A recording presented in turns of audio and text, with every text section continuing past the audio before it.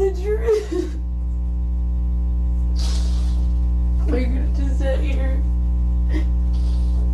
This is 21-year-old Alexandra Schreffler, and she helped set up a robbery that turned deadly. Alexandra spent time with people she knew were bad news, and that choice eventually pulled her into a murder case. She and her friends, Jordan Coleman, Torian Johnson, and Ozil McNabb, planned to rob Colton Shearer, a college student who knew Alexandra. When Colton and two of his friends came to her house to pick her up, they walked straight into an ambush. 3 men attacked them. Colton was shot and killed, and one of his friends was shot in the leg. Somehow, the two survivors managed to escape and drive to a nearby gas station to get help. Jordan. Jordan? Yes, sir. Now, understand, I'm coming to this real late here, so I don't know the names of anybody. Yeah, they woke me up in the middle of the night, and I gotta try and I'm terrible with names anyway. I remembered yours just because I worked that case with you a while ago. Alright, so you live with a Jordan. Mm-hmm. What's Jordan's last name? Coleman. But he wasn't here or any of that. I don't know where he's at, honestly. Okay. I think he's in a party in Middleburg, but then again... How old's Jordan? 20. Is this your boyfriend, or is this just a friend? Jordan's just my friend. But is he a white male? Yeah, his Nana owns the house. Gotcha. Makes sense now? Yep. Jordan's like my roommate, but he does what he wants. He's a crazy loon. And he wasn't there at all tonight? No, sir. I don't know where he's been since, like, I got done babysitting around 5, and I walked home and he wasn't there. 5 in the afternoon yesterday? And he doesn't have a phone, so good luck. Okay. Alright. And you said you've been living there longer than 2 weeks, though, right? Yeah, since when I moved out of Katie's house, which would have been right after, like, honestly, like a couple, like April, May, the end of April, beginning of May. Okay. And it's July. Yeah, no, I moved in Kyle's the first week of May, end of April, and I was there for like 2-3 weeks, and then ever since I've been... So May? Yeah. Right. So since like May. Alright, so tell me about, so you said you were babysitting? Yeah, me and Celeste were babysitting at her mom's friend's house, some little boy named Sean, he's 5. She got off at 3. Who did? And the little boy's mom. We sat there and we waited, and then we were gonna walk, but then the little boy's mom ended up taking us there. We got to my house, we pulled a few GBs, honestly, and then we went swimming in his Nana's pool, but don't tell her. Right. And then we sat there, we played Uno, we smoked cigarettes. So back up. Is it at 3 o'clock when she gets off work, she comes home? Yeah, mom? She got off at 3 o'clock and she was there. What time did y'all go to start babysitting? The previous night we were there. We stayed the night there. You stayed the night? So yeah. not last night, but the night before? Mm-hmm. Y'all stayed the night? Where does this lady live? By the ballpark in Green Cove. Okay. Like literally right across the street from the ballpark. Okay. So I don't really know this lady. Celeste is just my friend, and she was supposed to stay the night tonight because we were supposed to hang out this weekend. But Celeste, your friend. So who was supposed to babysit? You or Celeste? Celeste. And you were just helping her? Yeah, I was just with her, hanging out with her. Okay. Because she was supposed to stay the night at my house tonight. Okay. Does that make sense? Yep. So y'all are over there. You're babysitting this 5-year-old. At 3 o'clock, you said the mom comes home. No. She got off work at 3, and she got there a little after 5. A little after 5. And then we went walking around, like, it was definitely before 6, but we didn't make it very far, and the mom ended up giving us a ride back to my house, which is where all that happened. Right. And then... So what time do you think y'all got back to the house? No later than 5:30. 5:30 at the latest. I'm just trying to get a good timeline for how everything went. That's the best way we can get all this organized. Y'all got back to the house, and it doesn't have to be exact. I'm not going to hold you to it, but around 5:30. Yes, sir. All right. So when you got back to the house, who was there? What was going on? Me, Michael, and the neighbor walked over. Who's Michael? Michael's just one of her little boyfriends. I don't think Celeste. Yeah, I don't think he doesn't have anything to do with this. Well, he's completely. Like, it don't matter. Whoever y'all were with, it doesn't mean I'm gonna go knock on their door and ask them questions. It's just good that we know everything. That way. Well, I don't know Michael's last That's name. fine. That's fine. But it was me, Michael, and then the neighbor, and I don't know the neighbor's name either. Okay. But he walked over there to ask where Jordan was. And then he went home. And then he brought us back. Wait, Michael? No, the neighbor did. Michael was with us. Michael, when we got to the house, Michael was with us. Okay. So Michael is kin to, right now, me, Celeste, and Michael. And then the neighbor walked over to ask where Jordan was, and then I sent him home to get the GB and bring it back over. And then he never came back. Me and Celeste got in the pool. Michael went home. Okay. And then me and Celeste sat there. We were bored. We were going to go to a party in Middleburg that her ex-boyfriend Hunter was at and Jordan was supposed to be at. And then they never came and got us. Nobody never came and picked us up. And then we were y'all have no car or anything like that? No, we don't have a car. We were just trying to find something to do. We were trying to have fun. We were so desperate that we were about to go drink with her mom. We were about to walk to her mom's house to drink with her mom. All right. So Michael's with y'all. Y'all get there. Now, you said the neighbor comes over and y'all take a couple GB hits and then he goes back? Yeah. Okay. And what time? You could leave that part. Yeah, no, I'm not. That's why I'm not writing it down. Okay. It's no big deal. I used to smoke a bunch of weed too. The sheriff's office knows about it. It's no big deal. Everybody, a lot of people smoke weed when they're young. So don't feel uncomfortable talking about it. Unless you have it on you right now. No, that's what the officer asked me. I was like, no, there's GB at my house. I hope they don't charge me for that. But Well, I doubt it. But, I mean, you know better, right? I had to grow up. I had to quit. So you'll have to do the same thing, too. So what time is it that all this kind of starts happening? How are you communicating with everybody when you're bored, trying to get rides and all that? Celeste's phone. Celeste's phone? Does she have it with her? Mm-mm. Where is it? Dead.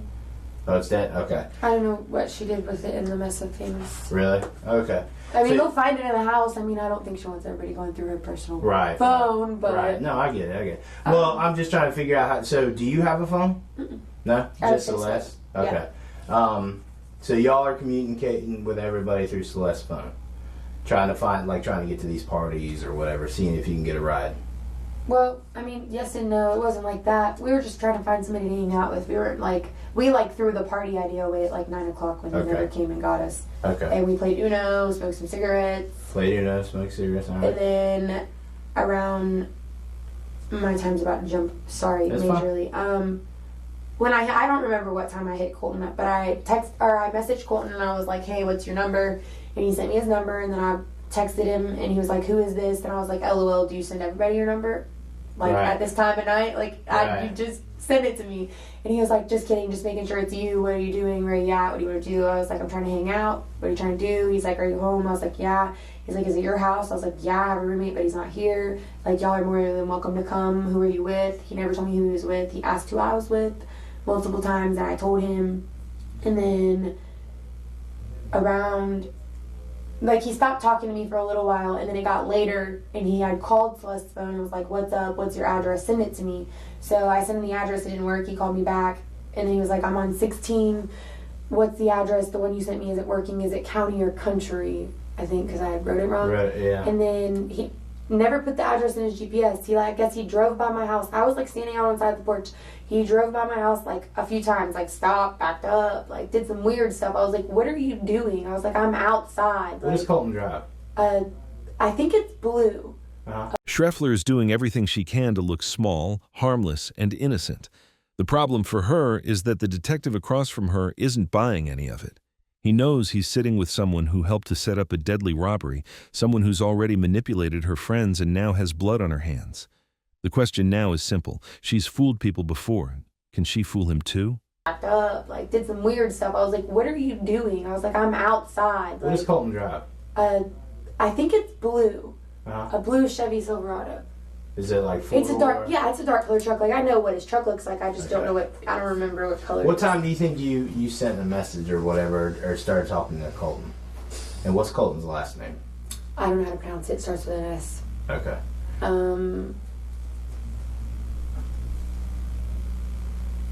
I want to say no earlier than 1, no later than 2. In the morning? Mm-hmm. Okay. Between 1 and 2. 1 and 2? Yeah. I don't have a phone, so it wasn't like I was looking at time and stuff. I got you. Like I said, I'm not gonna hold you to it exactly, but I'm just trying to get a general ballpark. I know, I'm just trying to help as much as I can, and I don't want him, my friend just got shot, and I don't know who the fuck did it. How old's Colton?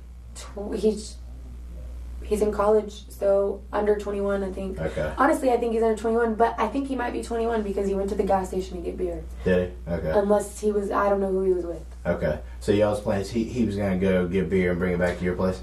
That was never the plan. He drove by my house, and, like, I was on the phone with him, and he, like, backed up, and the phone died. I plugged it in the kitchen, and it started turning on immediately. Like, Right. I walked out to the road or whatever.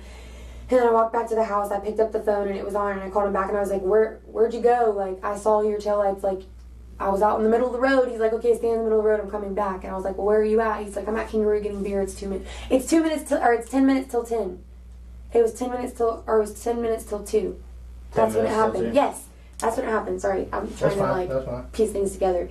He was like, we're at the gas station getting beer because it's 10 minutes till 2. And I was like, okay, that's fine. What are you trying to do? I'm trying to get dressed. What kind of clothes do I need to put on? Right. He's like, I don't know. I guess we'll figure out when I get there. I was like, okay, well, Celeste's getting dressed. Do you want me to stand out in the road or do you want me to stand on the porch? Do you know where you're going? He's like, I don't care. And he hung up. And then I waited for like 10, 15 minutes and I called him back. And then I was like, where are you at? He's like, on your road. And I was like, okay, I'm going to go change. And he's like, okay. And then he pulled up into my driveway. I walked out and I was on the phone with him. I walked out the door. I kicked the door open because you have to kick it to open it. I was on the phone with him and he's like, I'm here. I was like, I know, I see you. And then he got out of his truck. He walked around the back. He like started walking up to the porch. And only one person came from this way. And it looked like they started rumbling and fighting. No guns, no nothing. But I freaked out. I ran inside. I did not shut the door. I told Celeste to go back to the back bedroom. Like, I don't know what the fuck's happening. She started screaming and crying, and she was scared because as soon as I said that, boom, a bullet went. And I was like, I dropped to the floor, and I, like, slid across. And I don't know if it came out of the kitchen or if it came out of the living room, but apparently there was a bullet that came through the mirror. So if there was... At your house? Yeah, I don't know if there was... I don't know how many gunshots there were because it happened so fast. Celeste said she heard 2 or 3, but I don't know how many I heard. Okay.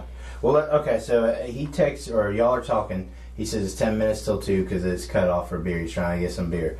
And then you said it's about 10 minutes later, right, that he actually shows up at your house? Yeah. Okay. You're on the phone with him at this point. I just don't want to get all this mixed up. So he pulls up. Where does he pull up at your house?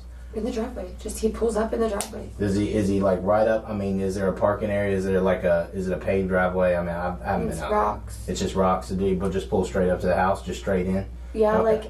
like okay. All right. This is we're about to do a demonstration. This is the house. Yep. This is the porch.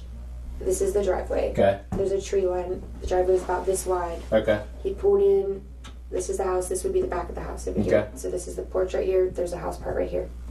He pulled in about right here to where his tailgate was with a body distance, honestly, from the bottom step. Okay. Like where the porch was. So he pulls right up to the house. You know what I'm saying? Okay. Like, it wasn't like, he didn't pull up to the front part of the house. It was more towards the back. And you're on the phone with him. You walk outside. Yeah, I was on the phone with him. And now walk me through what you see when you come outside. I kicked the front door open. I was on the phone with him, and I was like, hold on, I'm kicking the door open. He said, what? And he's like, I'm here. And I kicked it open, and I was like, I know, I see you. And then he got out of his truck. I don't know if he turned it off or not. I don't remember. He got out of his truck. He walked around the back part of the truck, and as soon as he went to walk up on the stairs, someone came from this way. And then I know that I saw more than 6 people in my yard. I know for a fact. Maybe I was just freaking out and seeing shit. Excuse my language, no, you're but fine. Cussing is not going to offend me. Okay. You can cuss all you want. Well, I saw someone come running from this way. They were drugged and dressed. Now, when you say this way, this bottle caps your house, and this is the front porch, right? Again, right? They came from this direction, from the road. From the main road. 16. Yeah, from the road. Now, I don't know if they were in a car. I don't know if they were on foot. It makes no sense that somebody would sit at my house on their fucking feet. What does that person look like? Who? That ran up. Did you get a good look at him? I don't know. I don't even know if he was black or white. I know. Are you sure it's a guy? I don't even know if it was a guy. I mean, I don't think anybody would have. I don't think a female would have attacked a guy. Now, when you mean attacked, how did that happen? How did that pan out? Are y'all still on the phone, or have you hung up? No, I hung up as soon as I saw him walk around the turn. I was like, I know, I see you. Okay. No, I was standing. You're standing on the porch, and he's walking up. Mm-hmm. And about the time he gets to the bottom step, you see someone run up. Yeah, but we got off the phone. I hung up as soon as I said I see you, gotcha. And he put his phone. Okay, so he's just walking up. He gets to that bottom step, and when you mean somebody attacks him, help me understand. Are they tackling him? Are they? I mean, what? Like it wasn't like somebody was robbing somebody. Like nobody like went up with no guns. I never saw a gun, not one gun. I only heard gunshots. It looked like somebody was mad at him. Like they knew him. Like I know you. I'm about to beat the fuck out of you, kind of thing. Like it didn't. I mean, I couldn't see Colton's face or that person's face, but I mean the way it happened, like it looked like that was like somebody meant to do that. Well, is Colton having any drama right now? Like, well, I haven't hung out with him. I know that. No, I don't really dramatize on Facebook. Like, no, I mean, I use it to communicate. Have you seen anything on his page where people are threatening him? This is the first time I've saw him since February. Okay. Did these people? And you said you saw numerous people. Key thing. I stopped hanging out with Colton because he sold cocaine. Okay. I don't want to be like a snitch or anything, but you don't need I stopped. Here, let me tell you something about all that. Honestly, you're going to do Colton a big favor if you're honest about what he does and everything that he's involved in. I don't know if he wants people. Well, I know, but here's the deal. Okay, he was shot tonight, right? Right? I don't know. Isn't that what you told me? I don't know. I know what they have been telling me. I don't know. I don't know for sure that my friend was shot. Okay. People were shot in that pickup truck. It very well could be Colton. I'm sorry because I didn't make it out there before I turned around and had to come back out here, or I would know that for sure. So there's a good chance he was shot. I don't care what he does, okay? He could sell coke, he could do anything. It doesn't give anybody the right to shoot anybody, okay? I completely agree. You know what I'm saying? So that's why don't worry about that. If he sells cocaine, he sells cocaine. I mean, it's dangerous, obviously. He sells cocaine, but it ain't. I'm not going to go investigate him for it. But stuff like this happens with stuff like that. This is why I don't hang out with people like this. It does. What else does he sell? I don't know. I know he hangs out with everybody in Middleburg that sells drugs. Okay. Well, that's why I stopped hanging out. Are we talking heroin? Or no, fuck no. Okay. I'm just talking about like little legit shit, like fucking cocaine and marijuana, some Xanax on the side, or some fucking dabs, or you know what I'm saying? Nothing like no crack or heroin. Okay. Do the people that he hang around with sell that stuff? Yeah. All of them do. They think it's funny to go downtown and sell crack to fucking strangers. They think it's hilarious. I don't think it's funny, but they think it's hilarious. Okay. They do get into some deep shit. Do I go with them? I went with Joey one time, and that was honestly why I stopped hanging out with that crap. Watch how she suddenly tries to separate herself from the big drug dealers. She makes weed and cocaine sound like nothing serious, almost like it's no different than someone casually using crack. At the same time, she paints herself as the moral one. The girl who doesn't think it's funny to sell crack to strangers. In her head, this all lines up and makes her look better.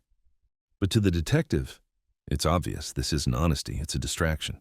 They do get into some deep shit. Do I go with them? I went with Joey one time, and that was honestly why I stopped hanging out with that crowd, because of Joey individually, and Colton was just like a friend of his. And Colton like hit me up on Facebook like 2 days ago, and I was in Middleburg and I was gonna hang out with him, but I didn't. And tonight I was bored and I was like, I'm at my house. I'm not at somebody else's house. If you want to come over, come over. Like, I can invite you to my house. How long have you known Colton? Last November. Almost a year? Almost a year, yeah. Because I talked to Joey in like November, December, January, and February, and Colton was his friend. So. Now be straight with me, okay? Because did he come over with weed or something? I mean, was he bringing dope over? No, he wasn't bringing anything over. The only thing that I knew that he was bringing was the beer. The beer, that's it. Is he known to have dope on him? And I'm not trying to say that he was... That's what I'm... Like, I don't know. I don't know him. He could be completely different of who he was then. You know what I'm saying? Like, everybody changes. When's the last time you hung out with him then? February. February? So, I mean, he could still be slinging pounds of cocaine if that's what he wants to do. You know what I mean? But I just don't know. Okay. I don't hit him up for like... Well... Because understand, it's just like you said, with his what he does, this kind of stuff does happen. All right, robberies and stuff like that. Even though you said it didn't seem like a robbery, but that's it. Most likely when people take a chance of robbing somebody, especially. But by my house, I don't even really. I don't know that. We'll get to the bottom of it. We're gonna find out. But someone decided to specifically rob them at that point for some reason. That's what I'm saying. And that would lead me to believe maybe he was bringing over some marijuana or something. And some idiots were like, you know what, let's get this. I don't know. I don't think it was robbing. Like, Colton didn't even say, hey, I have a gun in the truck, like nothing. Like, he didn't. Okay. Well, let's go back. So anyway, these guys come up. Do Colton and this person start fighting immediately? Is there anything said to Colton? What Kind of help me understand what's happening there. I walked out the door. Well, I kicked the door open. Right. I said, I see you. He walked around the thing. He was laughing. I said, Celeste is putting on some shorts. And, like, do you want to go or do you want to stay? What do you want to do? And he's like, I don't know. Boom. Okay. I didn't even see this person. Like, I really didn't even see this person until they were, like, on the ground right here. Like, until I saw someone on top of Colton. Like, I thought it was, like, somebody got out of the other side of the truck and came up and was, like, playing with him. How did Colton get on the ground? The person knocked him out. Okay, punched him? I mean, came up and stuck him or tackled him? I assume because somehow he like, it didn't, like, what I'm saying is, like, when I was standing on the porch, it didn't look like what happened. And I don't know what happened after I went inside, but, like, it didn't look like somebody was about to fucking get shot and people were... None of that was what it looked like. Mm-hmm. It literally just, like, at first I thought it was his friend. Like, I literally thought it was somebody that he, like, I thought he knew the person. But you wouldn't run in if you thought it was his friend, right? You know what I mean? I mean, I would run away from anybody that was sitting there fighting. Honestly, okay. I'm just saying I'm a little bit of a scaredy cat. I didn't know that person. Okay. So they start fighting on the ground. Are they saying anything? Do you remember anybody saying anything? Was there yelling? No? It was just quiet? All right. So run me through. He's on the ground. What do you do from that point? I went inside. Okay. And within seconds, the first gunshot was made. That's the only one I heard. Okay. You heard one gunshot, and that's when you said you hit the floor. You slide back. I hit the floor between the refrigerator and the counter right here. Like, when you walk into the house, there's a little counter, a stove, the sink, a caddy counter, and a counter. Okay. So it's I walked in through the door, literally laid flat like this. Glass was in the kitchen floor. I thought somebody hit the window. Like, I thought somebody was shooting up my house. Like, I thought I was the person that was getting fucking shot up. Like, that's what I thought it was at first. Right. I thought the people that were coming up weren't for him, like, or like anything. Like, I thought like a million things in my head, like what was going on. And then when I hit the floor because there was gunshots, I thought that was my house that they were hitting. Okay. So I yelled at Celeste and I told her to get on the floor. She was standing in the living room, and I told her to get on the floor and go to the back bedroom, and she didn't get on the floor. She just ran straight to the back bedroom, and she sat between stuff, and then I slid down past the living room, I got cut. I don't know. It's okay. Take a minute. It's all right. No, not very many people go through stuff like this. And then I just went in the back bedroom, and I sat there with Celeste, and I was like, call the cops. She said, my phone is dead. I was like, do something. And she's like, I don't know what to do. And she started crying. And then we went into the bathroom. We sat there. I got out of the bathroom. I went into the living room. I opened the curtain. And Colton was sitting in the passenger seat. But he didn't look like he was shot. Nobody looked like they were shot. There was only 2 people in the truck.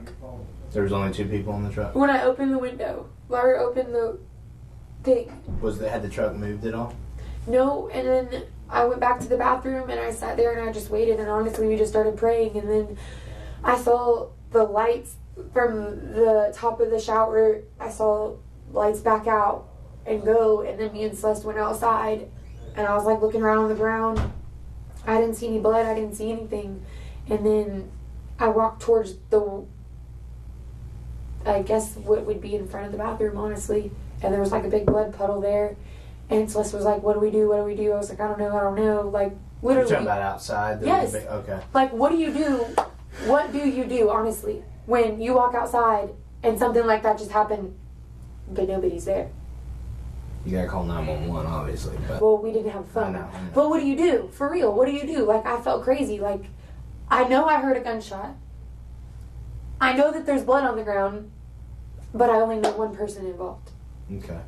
You didn't know anybody. Did Colton have friends with him? He said he had a friend, and then in one message it said friends. Okay. And then I asked him to elaborate on that, and he didn't respond back. And when I asked him on the phone who he was with, he didn't answer me. Okay. So I don't know who he was with. Okay. I don't know who he was. I don't know who he was with, and I don't know who ran up. I only know him. Did you see anybody get out of the truck and run up on him? I mean, because you said earlier you thought it was his friend, right? I mean, the way it looked, like, it was just like, I don't know, maybe it just happened too fast. Like, no, nobody else got out of the truck. The only other, like I said, when I opened the window, I saw... What window are you looking out of? The one that would be right in front of the 333 mirrors. Like, the one... I could see the Cabotage truck. Window. It's a front window in the house, Yes, I saw the cab of his truck. I saw the passenger side door open. I couldn't make faces. I don't know. I saw the driver shake his hair. Do you know who the driver is? Was that Colton? I don't know if it was Colton. Okay. Because I don't know who he was with. Okay. And then they didn't look harmed. And then they drove away. So I thought that maybe it was like one of the bad guys that were on the ground. Okay. Who's on the ground when you went out? Nobody. What do you mean then you thought it was one of the bad? Are you talking about? There was a bunch of blood on the ground. I thought there was a person in the bushes. Okay. What do you mean? I mean, you have to look at the house. I'm sorry, it's confusing. Right. Like, on this whole side of this front house, there's like nothing but weeds and shit. Right. Bunch of weeds, and there was a blood spot. Like, you'll be able to see it. I promise you'll be able to see it. There was a big blood spot right there. Okay, so you're freaking out at this point. What do you mean? I was freaking out when it started. Oh, you know what I mean.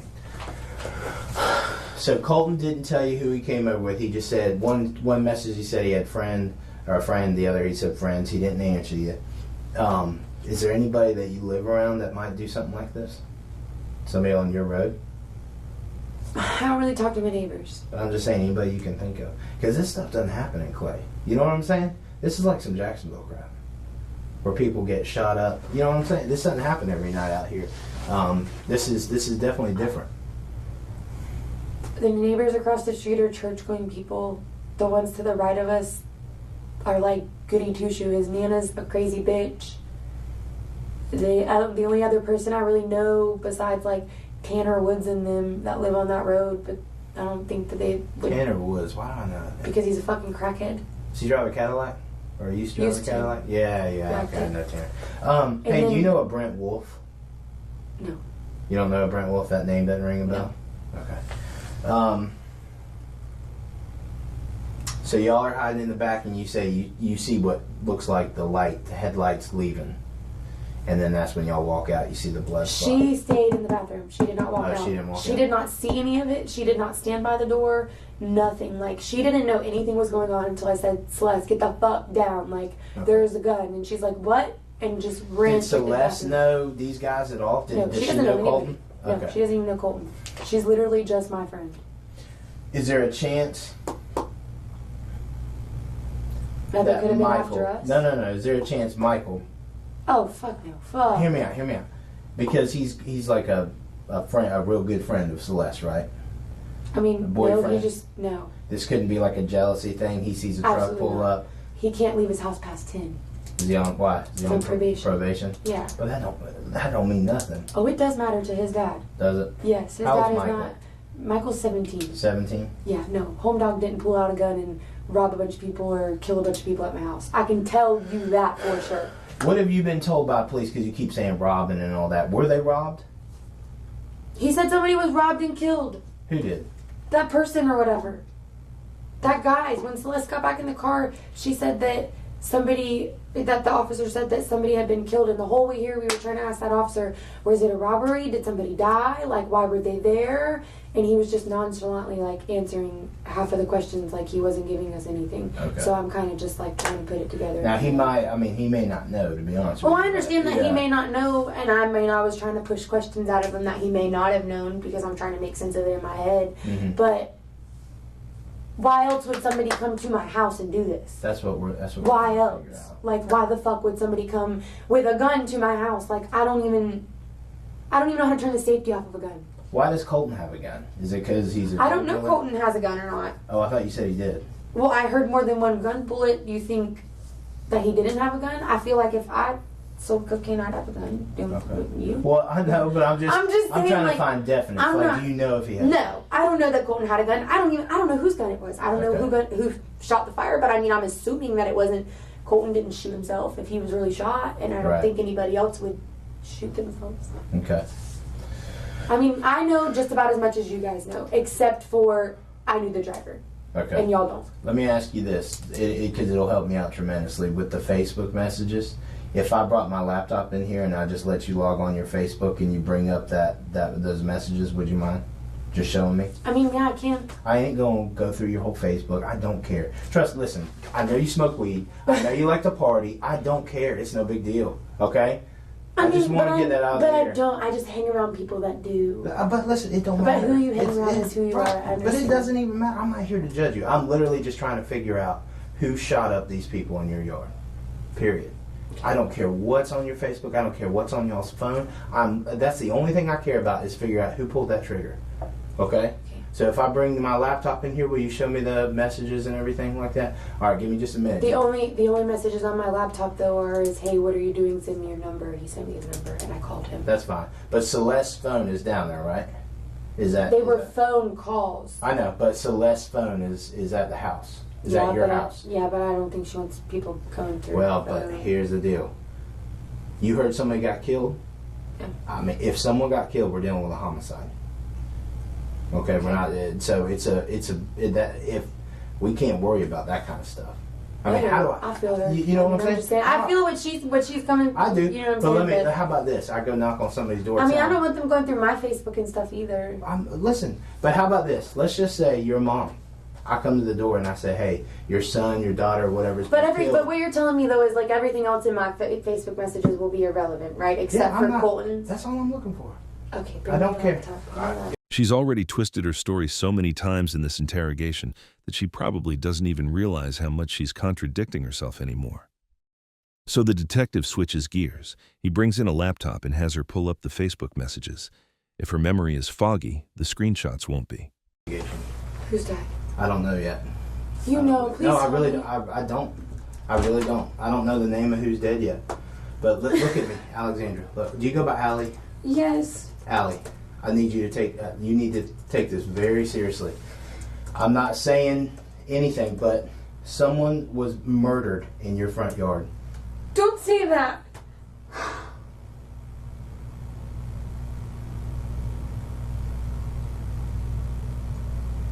I didn't go outside to make sure they were okay. I didn't go outside to check on them. I didn't go to the next door neighbor's house and call 911. I didn't do any of that. I just stayed at my house. Allie, I'm not saying that there's anything that you could have done to change tonight. The reason why we could have just went to bed. I could have stayed with Celeste. We didn't have to go to my house. We didn't have to find anybody to hang out with. We didn't have to do any of that.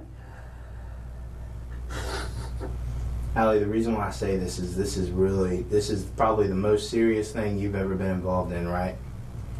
Okay. And I have my 16-year-old friend involved in it too because she was at my house. I know. So understand, this isn't just going to be some quick thing and you're going to get out of here. You're a witness in this, okay?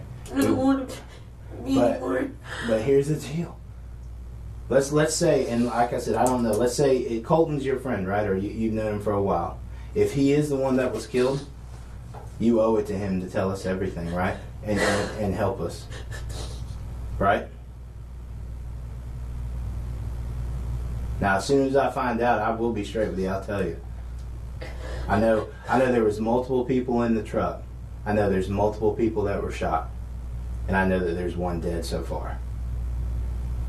The other one's in the hospital.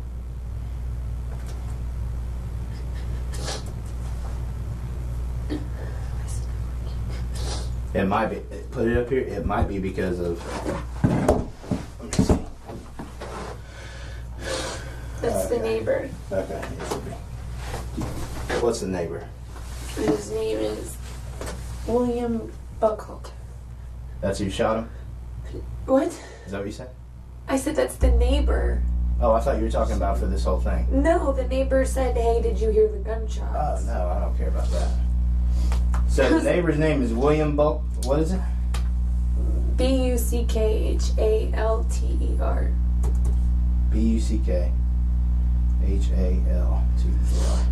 William.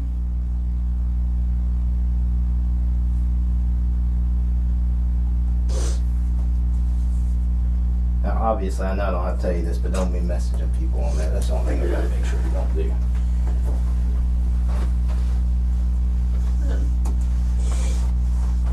I don't know, I just did all that. I said, what are you doing? Yeah, where are you at? I said... Can we pull that up? Like that whole thing, make it big? Yeah, hold on.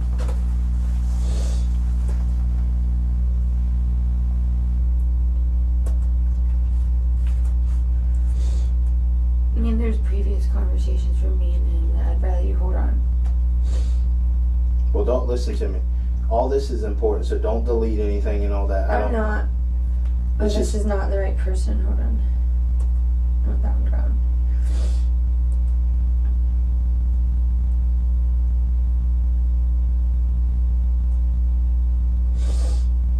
I said, that's not the same date. That's not the right book. It looks like it. No, 7/7. Okay. He said, you ain't gotta take phone, you don't know that's the 7th. While I'm running this shit right now, I wanna come chill when I'm done. It's not tonight. You ain't passing out, are you? Okay, no. I said, I just smoke a cigarette. Hell yeah. Are they there? Who? I need Jennifer. No, it's not the same night.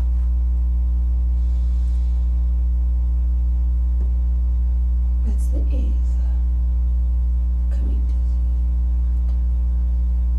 see. Hey, what's up? I thought I sent my bad. Hey, what are you doing? You got a number? What are you doing? I need your number. Hey, with bye, homegirl. Is she cute? Talking about sex there. And then he said, yeah, to where you at? 904-357-30. Here, before you close all that out, understand, like I just told you, okay, this is a very important investigation. I mean, this just shows, I know, this shows that you're telling me the truth. I have no reason to lie to you. I know. So how about this? Is there any way I can print this out from my case file? And I'm gonna be honest with you here. I'm gonna put this right over here. This is where I'm coming from. If we don't go this route, I'm gonna have to get a search warrant through Facebook and all this stuff, and I'm gonna get everything anyway. And you won't get a search warrant if you do this. Well, I don't plan on it. Here, this is what I want to explain to you. Okay, hear me out. Hear me out. Thank you, but hear me out. Okay, we're all adults here. There isn't anything on here that I haven't seen before. I promise you that. Okay, there is none of this is going anywhere else but a case file. I understand all that. I'm just fucking freaking out. I know there's probably personal stuff on here that you don't want to get leaked out, but we got to think a little bit bigger than that right now, because someone was You can print that conversation. Okay. You know, you help me do this. Do you have a phone? I don't want to mess it up. Do you have a phone? I do not have a phone that where we can text it or anything. Do you have to go back up to previous conversations? Like you want the whole thing? Yeah, the whole thing. Schreffler starts to unravel the moment the detective lays out just how serious this is. You can see the panic building. She tries to defend herself by pointing to messages from her neighbor, hoping they'll clear her name. But to the detective, they only pile on more evidence. After going through more of the messages, the detectives take a short break. And this is where you really want to watch her body language. She pulls in, gets tense, and becomes noticeably protective. It's the look of someone who knows the walls are closing in. Celeste. This is what I didn't want to happen. I'm being completely honest, and I told you this shit was gonna happen. We're trying to figure it out, though, and think about it logically. It could be anybody. You know how people are like the shit that goes on at that house? Okay. Well, I'm not going to say nothing else. I'm going to let him talk to you. Yeah. I'm just saying, we're just trying to figure out who the people are. Okay. Allie, hear me out. No, this is being blamed on me. Well, no. No one's saying you pulled the trigger or anything like that. Not once have we said that. Okay, but then what are you thinking? I set this up? Why would I set up somebody to be killed? You tell me. Do I look like that kind of person? No, I don't think you say anybody would be killed. But I feel like that's what you just said. Allie, hear me out. I don't know the people. If I knew the people, I'd just tell listen you. to me. Just listen to me. I want you to. I'm gonna tell you the facts we have right now. I want you to hear me out. Okay. You and your girlfriend are hanging out at the house. Okay. This guy, y'all start talking on Facebook, and he comes over. A group of people confront this truck in your yard. Shots ring out, and someone gets killed. And who knows, maybe another person soon. I don't know. Depending on how it's going at the hospital. So this goes down on me because it's my yard? Well, think about this. If someone gets shot in my yard, of course I'm going to be held responsible to a certain extent. Now, am I going to be held responsible as far as being labeled a murderer or anything? Absolutely not. But what are the chances? What are the chances that just people, you have no idea who they are, decided to sit on your house and by chance wait for this truck to pull up to rob them. That doesn't happen. It doesn't happen, and you know it. You've already said that. I said that. That stuff doesn't happen. So here, this is what I want you to know. But either does last weekend when people were attacking somebody's car too. That doesn't happen either. Do what? Last weekend when somebody was... Okay. So here's what you got to decide. I'm aware that the house was a dangerous place to be. I'm aware that there were people threatening. But did I think anybody was going to do anything? No. Okay. Well, who was threatening then? Nobody does. Allie, look at me. Allie, here's the deal. We're at a point now where you're protecting somebody who killed someone. No, I'm not. I don't know who pulled the trigger. You're holding I don't know back. those people. You just held back on me. No. You just held back on me. I don't know why you're protecting a murderer. I'm not. Now I'm being defensive because I feel like now everybody's blaming this on me. And I literally was just trying to hang out with the fucking... Okay, but hear me out. Regardless of what your intentions were, a bad thing happened. That you set up, hey, come over here. This is my address. Come hang out or we'll leave from here. If that was going to happen, why the hell would I give them my direct address? Why? Why wouldn't I give them the address next door? I'm smarter than that. If I was going to set that up, it wouldn't have happened like that. Mm-hmm. Dead or not dead, it wouldn't have happened like that. And I wouldn't have did it in my yard. I wouldn't have did it in my yard. I wouldn't have let anybody do anything in my yard like that ever. Why would I do that? I would be sitting right here. Mm-hmm. Why would I tell... I agree with you. The problem is something you just told me, is that you knew it was a dangerous place. There were threats made, but you didn't think anything would happen like that. No, I didn't. You just told me But that. I don't think that this has anything to do with that. I don't know what this has to do with. I don't know anything anymore. But you realize that information might be the reason for this whole thing. Maybe I don't know that anybody had the intent to kill anyone tonight. Maybe they just came up to beat somebody's ass, to jump them, and shit got crazy. I don't know. This kid said he wasn't gonna do anything to hurt anybody at the house or me or anything, but because he came to a party and something happened to him, then it was at that house that I was supposed to be responsible for it. And he told me personally that he wasn't mad at me and that nothing was gonna happen, and I believed him, and 2 weeks went by and nothing happened. I wasn't there. I was at my friend's house for a couple of days because of this, came back, nothing happened. His Nana turned the power off. Jordan got the power turned back on. I came there with Celeste after we babysat, and it could have been anybody that actually came through on Facebook tonight. Anybody. It didn't have to be Colton. It could have been anybody that I was like, hey, do you want to chill? Anybody that could have came to my house. That could have happened to them. Why? What do you mean, why? Because people are nasty. People do mean things. When you do drugs and you're around people who do drugs, they don't give a fuck. But Allie, why would people be sitting around your yard waiting for somebody to pull up?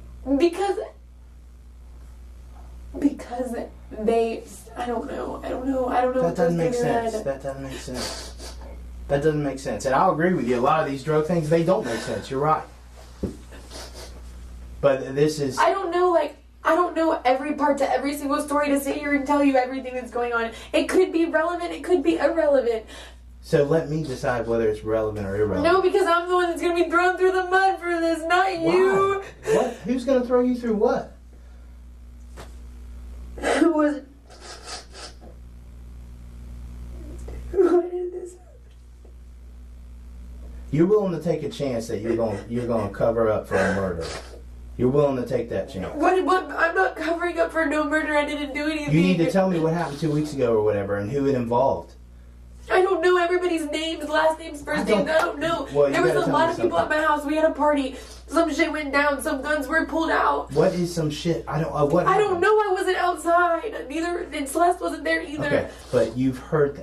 Give me the story. Yes, the name is Jared Wells. Jared Wells was the person that got fucking fucked up. That he pulled out the gun at the house and he said shit. And then I was with him like 2 days ago and he was fine. He was like, or not 2 days ago. Like, what's today? Saturday. Yeah.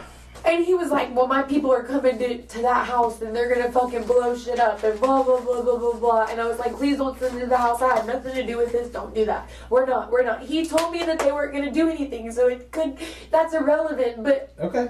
And listen, I might be able to, once we look at everything, we might be able to just count this whole thing out and say, yep, that is irrelevant.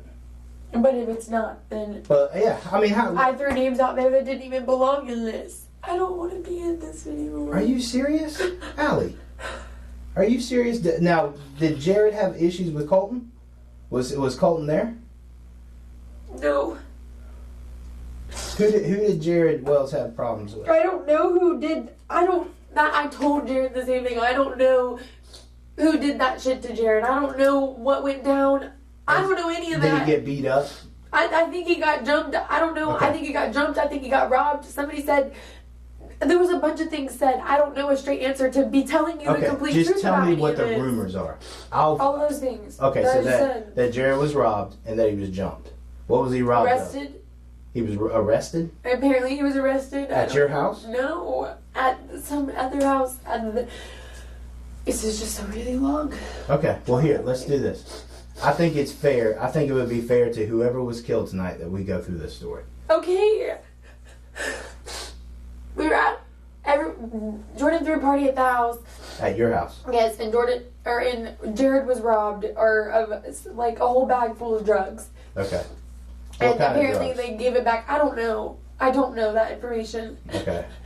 And apparently they didn't get anything, but because they attempted to, Jared said that they were gonna do shit to the house. Like, they said they weren't doing anything extreme, and then they were going to shoot up the house, but they weren't going to hurt anybody, and they weren't going to do it while anybody was home, and they were going to shoot up vehicles. And I told him that there was no vehicles there that were worth even shooting up, and he said, okay, well, my people are going to handle this, not me. As in people, I don't know who he's talking about. I literally met this kid last weekend. I don't know him from Adam, like, at all. Are you friends with him on Facebook? Yeah. Is he from Clay County? I don't know where he's from. Is he a Playboy, Duval? I never have seen this kid, met this kid. How did y'all meet last weekend? Was it at a party? I mean, how did it get to the point where he says, I'm going to throw a party at your house? Who? Jared. Jared didn't throw a party at my house. Jordan threw a party at our Jordan. house. Okay, yeah, your roommate. I'm sorry, I got Jared and Jordan confused. So Jared came to Jordan's party. 4th of July night. I'm pretty sure that's the night that it was. Okay. It wasn't really a party because his Nana shut it down. Okay. Schreffler has said a lot, and in the process made a lot of mistakes. Every contradiction, every backtrack, every attempt to shift blame only makes her look more suspicious. At this point, any detective would want to dig even deeper. And that's exactly what happens next. The detective changes gears, drops the soft approach, and moves into something far more direct. What you're about to see is the most important part of the entire interview. This is where the mask starts to crack. Has there been, before we get too far in this, anything else that's happened that you may not think is relevant? I don't care if it's so much as a show. There's just a bunch of hood rat shit going on. A lot of dramas, a lot of rumors, a lot of everything. Specifically with Colton in your house. No, Colton was. That's why I'm so confused. Colton has absolutely. I don't understand. He has no tie to anything, not even to me. Except for that I was friends with him through Joey and I hit him up to hang out with him. So yeah, I guess it is my fault he's dead because I invited him to my house. Not necessarily.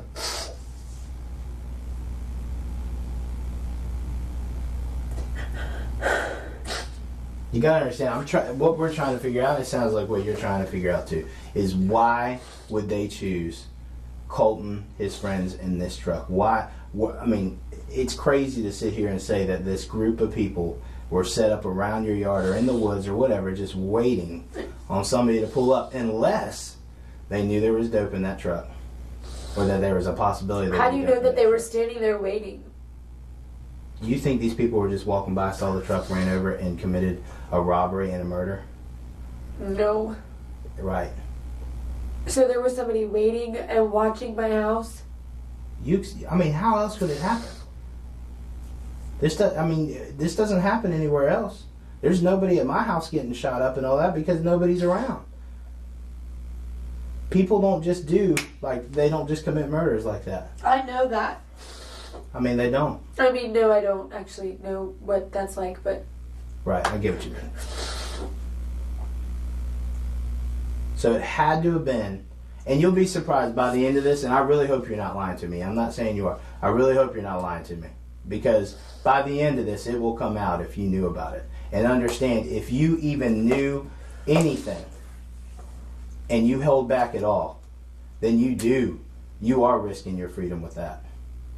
If someone was killed on your property, and I can prove later on that you knew that there were these other guys around, you may not have known what they were going to do, but you knew these guys were around and you didn't tell me, absolutely you can get yourself in trouble. And that's why I say it's real as anything. And that's how people always get in trouble. That's how they always get in trouble. I can't tell you how many people I sit in front of and I plead with them. Hey, I know there's more to this. I'm just trying to think of who would be that dumb to kill somebody. Who would have been at your house earlier? Well, is there any of Jordan's friends who would have been out here? It sounds like Jordan's friends are robbing dope dealers. If this guy Jared comes over and there's an issue. No. Jordan's friends don't rob dope dealers like that.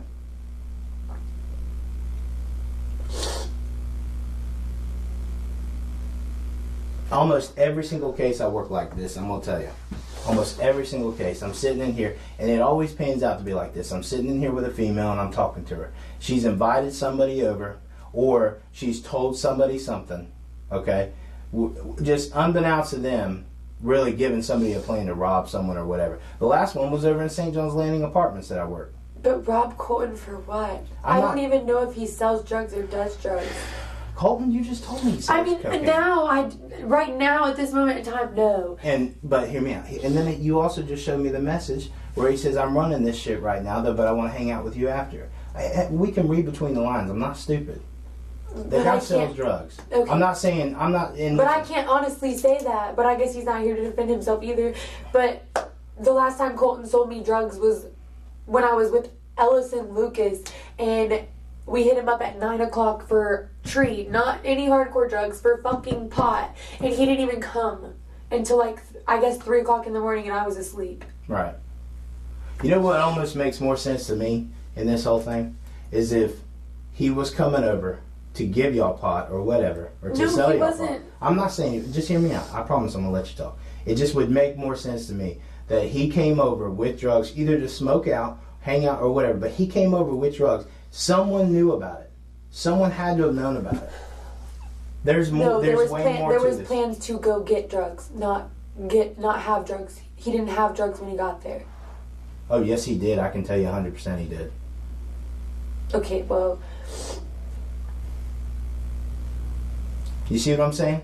I didn't know that he had drugs when he got there. There was plans to go get drugs. What plans did y'all have? Nothing. It really wasn't even a set-up plan. We didn't even know what we were doing, where we were going, anything. We knew that we wanted to hang out and we wanted to do drugs. That's it. Okay, but it was your words that there were plans to get drugs. You didn't think we had drugs there. So what were the plans? I mean, get weed, smoke out? I mean, what was the plans?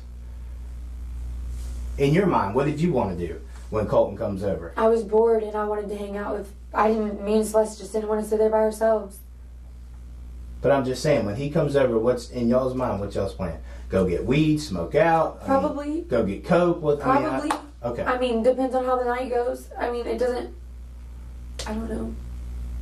In my mind, my plan was to just hang out with him. I've been trying to hang out with him for like a week. Okay. He was supposed to come to Cheyenne and Jennifer's. It wasn't it was not like this. But Alex, the way it seems... Right, the way it appears is bad. I mean, you can see it. That's why I'm crying, because the way it seems is bad. But everything seems bad when you're dealing with pot, cocaine, or anything else. Right. It always seems bad. Nothing comes good of it. Nothing comes good of situations like this. Right. The only thing we can do is, we can all say here, mistakes were made tonight, okay?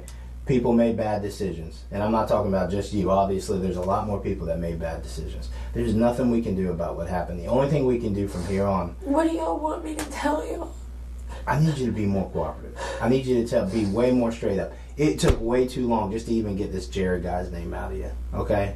And I think you're used to holding back from the police because you probably had bad experiences in the past, and there's been all kinds of drama, and you don't want to bring the police to everybody's doorstep, Okay? But if you really cared about Colton and whoever he hangs out with and just life in general, someone's life. I care about life in general. It was someone was taken. I don't want to tell you it was Colton's because I'm not sure. But it was somebody. Whoever's in that room said it was. Really? Well, there you go. Well, there you go. It very well could be. I'm not saying it's not. So if Colton's dead... Stop, see. Okay, well, it's freaking me out. If Colton has been killed, it's a bad situation because it happened at your house. So it's time to cut through all the bullshit and let's just... There's a lot of bad shit that happens at that house. A lot of bad shit that happens at the house. Well, then explain that to me. What bad stuff? I don't... Because here's the deal. And almost... I guarantee you at some point tonight, you have or some point today, tonight, whatever, you have communicated, maybe trying to get with people on Facebook, other people, saying, hey, come over, whatever, I'm gonna try and get some weed or whatever. With no intentions of anybody doing anything, and they come over and they decide they're gonna be bold and they're gonna rob somebody. No, nobody robbed anybody when William came up to the house. Nobody robbed anybody when Michael was there. Nobody robbed. That's what I'm saying. Nobody. So that should tell you. This was more. at like 2:00 in the morning. That should tell Nobody you. should have been sitting outside of my house. That should have told you even more that someone knew who it was when they were coming and everything else. That's what tells me. I mean, everybody it's has screaming. Whoever it is, whoever did this. I've changed my password multiple times, so there's no way. I'm not saying that anybody hacked in your Facebook. I'm just saying someone has either talked. I'm saying my Facebook is on everybody's phone. But either way, I've changed my password multiple times. But y'all communicated by telephone. Y'all didn't communicate. I mean, all he said was send me your number, that kind of thing. Y'all didn't. I mean, there's no conversation as far as bring weed or anything like that. So even if someone was looking at your Facebook, no way they wouldn't have put two and two together. No way. The only way that the only scenario that this plays out is someone knew Colton and his friends were coming over and either had beer or drugs or were going to go get beer or drugs. Did they tell anybody they were coming over? I can't ask them right now. I'm only talking to you. Now, there's 8 other detectives working. We're trying to put pieces all together, and we will in the long run. But my fear is, because you're not a bad person, okay? I know you, and I know you used to live with Katie and everything, and I've dealt with you before. You're a kid. You like to have fun, all right? But this shit's way over your head now. This is insane. Okay, so, like I told you, you're not a bad person. However, you're holding back for whatever reason. And I think you're afraid of getting yourself in trouble because whoever did this, I'm telling you, they've been to your house before and you've invited them over before. Or you know them somehow. They've come over, they've hung out. What's that old interrogation phrase again? If a detective tells you you're not a bad person, they already know you're guilty. And that's exactly what's happening here. The detective has already put the pieces together, the ambush, the messages, the contradictions. He knows this wasn't an accident. He knows this was a setup. Now he just needs one thing, her confession. They've been to your house before and you've invited them over before. Or you know them somehow. They've come over, they've hung out. I'm literally playing in my head and thinking of anybody that could have walked in my door that would have been capable of killing somebody. And I can't think of one person. Allie, anybody in a situation when they that get in Jared fights, kid could have killed somebody at my house, but he didn't. He didn't pull the trigger. He didn't even put the fucking bullet in the chamber. Right. And I'm not saying he did kill anybody. I'm not saying it could have been him and his people. I don't know. I don't know what they look like. But I feel like if it was one of my friends in the dark, I could have saw him. And I don't think they would have did that. Who do you think actually walked up to that porch? Was it Colton or was it someone else? I thought it was Colton. I said, hey, I was on the phone with Colton when he got out of the truck. What side did he get out of? The only door that opened when I was outside was the driver door. Okay. Did they unload anything? No. Okay. Not that I know of. Have you, before Colton came over, who were y'all talking to, you and Celeste? Her mom on the phone. Her mom? No other friends? Y'all didn't invite anybody else over? No, I invited... No. Don't say no. Who'd you invite? Hold on. Amanda, I asked Amanda Henshaw, her husband, and her daughter if they wanted to come over and drink some whiskey, and they were supposed to come, but then she messaged me and said that they were going out. We talked to Celeste's mom. We were supposed to walk up and meet with her. And because Colton wasn't answering the phone, we were going to walk up and meet with her. And then he called back. And we waited. And her mom blew up her phone and was like, are you coming? Are you coming? I'm coming there now. Blah, blah, blah, blah. Colton showed up. Was it not Colton that walked to the fucking porch? Is that what you're trying to tell me? I'm not trying to tell you anything. I'm trying to get your side of the story. I'm just saying, are you sure it was Colton? No, you're making me unsure of myself. Okay. By asking me all these questions. At 6 o'clock in the morning. Well, it's important we get these answers. I understand that. And you may not have all of them. I know, but I feel like I'm obligated to because he's dead and I can't fill in the missing pieces. I understand the feeling of obligation too, because I feel obligated on his behalf to work my ass off to figure out what happened. I do. And all I'm asking, don't I catch people that were on foot that ran up to my house? I don't know. I don't know. I can't answer that. I didn't even make it out there. I'm like trying in my head to fucking think this could have been anybody. Whoever this is knew where you lived. Knew that. Well, my address is on a party website. Okay, but whoever it is knew where you lived. Knew where I lived. Knew people were coming over. over. Were coming, and we're waiting on them. And as soon as they got there, they did what they did. I don't think it. Now, unless something changes later on when we start talking to people, once we figure out who did all this, I'm not comfortable in saying right now that it was like some sort of hit execution thing. It was nothing like that. It looks like to me this was a robbery that went bad. That's what it looks like to me. A robbery that went bad? Yeah. They got out of control. I'm sure you've heard of them. I mean... Yeah, I know what they are. You know what I'm but I would never be involved in one. That's why I don't think this was a robbery. So you think he was targeted? No, I don't think Colton was targeted. I don't know his life like that, but do I think my house could have been a target? Hell yeah. Hell yeah. Without a doubt. Without a doubt. Could my house be a target? Yes. Why? Because it's on that party website? Not that it's on the party website. That there's just that Jared kid and everything and his friends and everything, and then Dalton being mad as fuck about it, all the fucking bars and everybody being barred up. They wrecked 4 cars. Who wrecked 4 cars? And Dalton and Bo. On all those drugs that they stole. Oh, and my name got thrown, but my name got thrown into that also because I used to associate with Dalton, and they put it together kind of like y'all are. Okay. I know a lot of the wrong people. Okay. And it puts me in situations like this. It does. And that's something for you to work out later. There's nothing you can do about it now. Here's the one thing I want to make sure that we're clear on, is that if there's anything else, if someone was hanging out with you earlier, or if you invited somebody else over and you are not telling me that. I'm trying to think before you ask that question again. But if you, I'm just warning, I'm giving you a fair warning. If you are not telling me that and it comes out later, understand you definitely could be charged with accessory to murder. So that's why I say think very, very carefully. My stomach drops when you say that. It should. Celeste wouldn't have did it. Celeste's mom wouldn't have did it. I wouldn't have did it. I'm not saying that you did. I'm trying to think of people that were today here at the house today. I wasn't even there till 5 o'clock. Somebody could have been sitting. You can get in my house any kind of way. Somebody could have been sitting there. No, I doubt that. Why? Jordan's grandma was out of town all day. She didn't get home until after I was home. Well, because it's just like everybody you said, knew she was out of town. You named 2 people, Michael and I can't remember the other name, that you said that no one got robbed. They didn't get robbed. This was specific. I mean, there's no doubt. People don't take risks like this unless they know they're going to get something. Out of the house, they could have got something though. If they think that we robbed Jared and we have all their drugs, which I'm pretty sure they think that we do, even though we don't. Y'all are in our house right now. I didn't steal Jared's drugs. I wasn't involved in that, but because I associate with people that do. Jared thinks you did. Or Jared thinks the people you...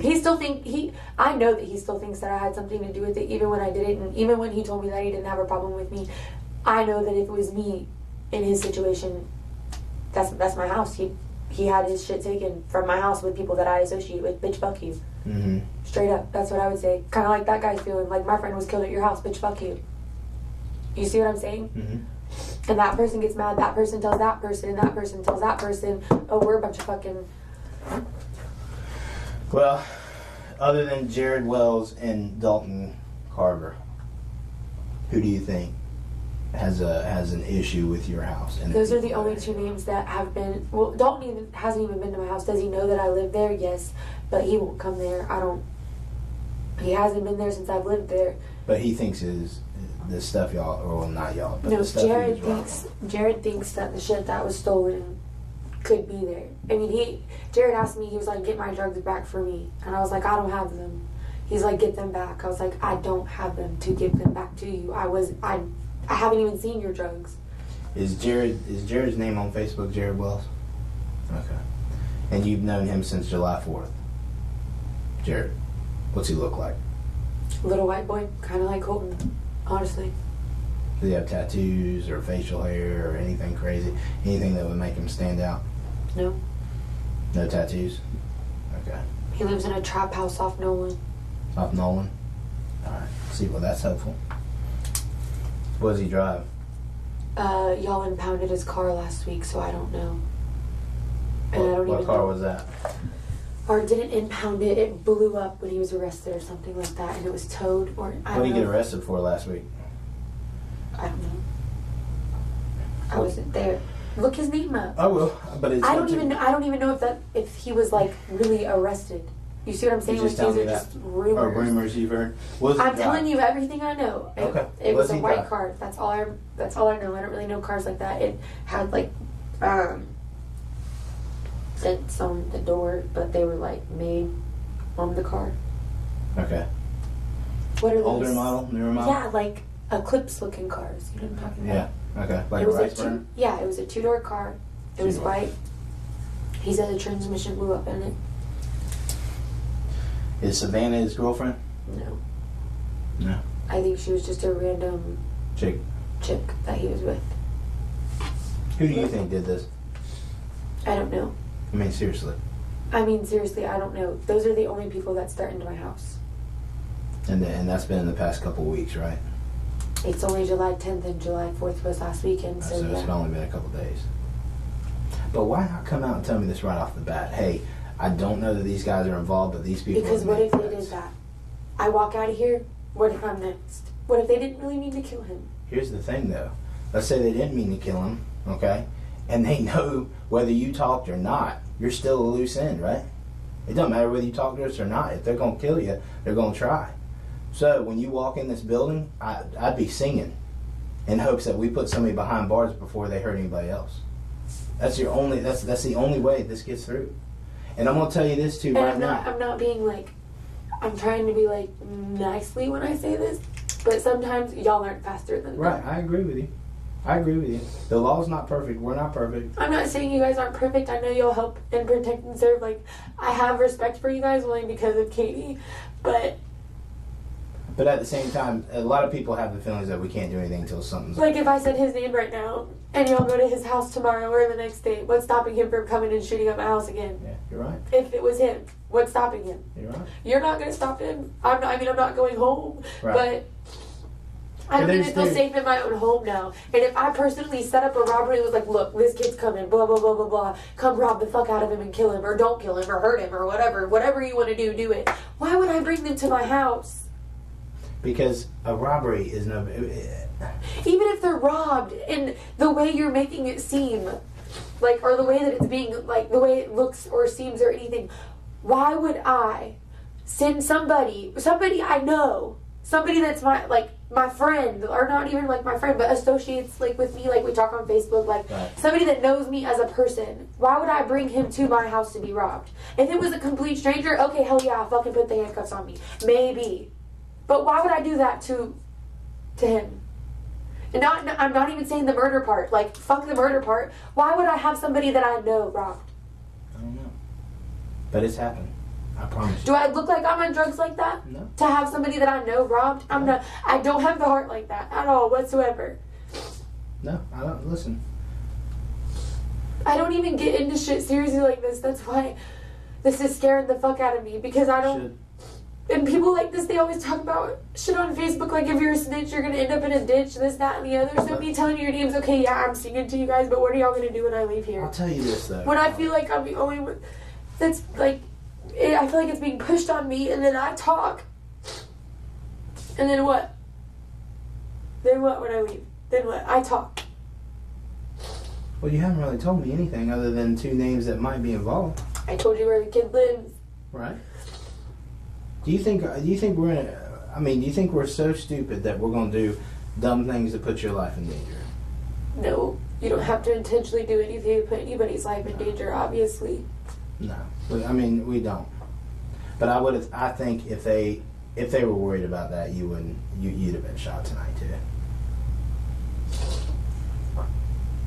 If they were really worried about that. The only thing that's making me think like this might have been him and his people is because he told me he wouldn't hurt me, and I didn't get hurt.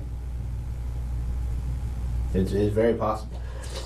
That's very possible.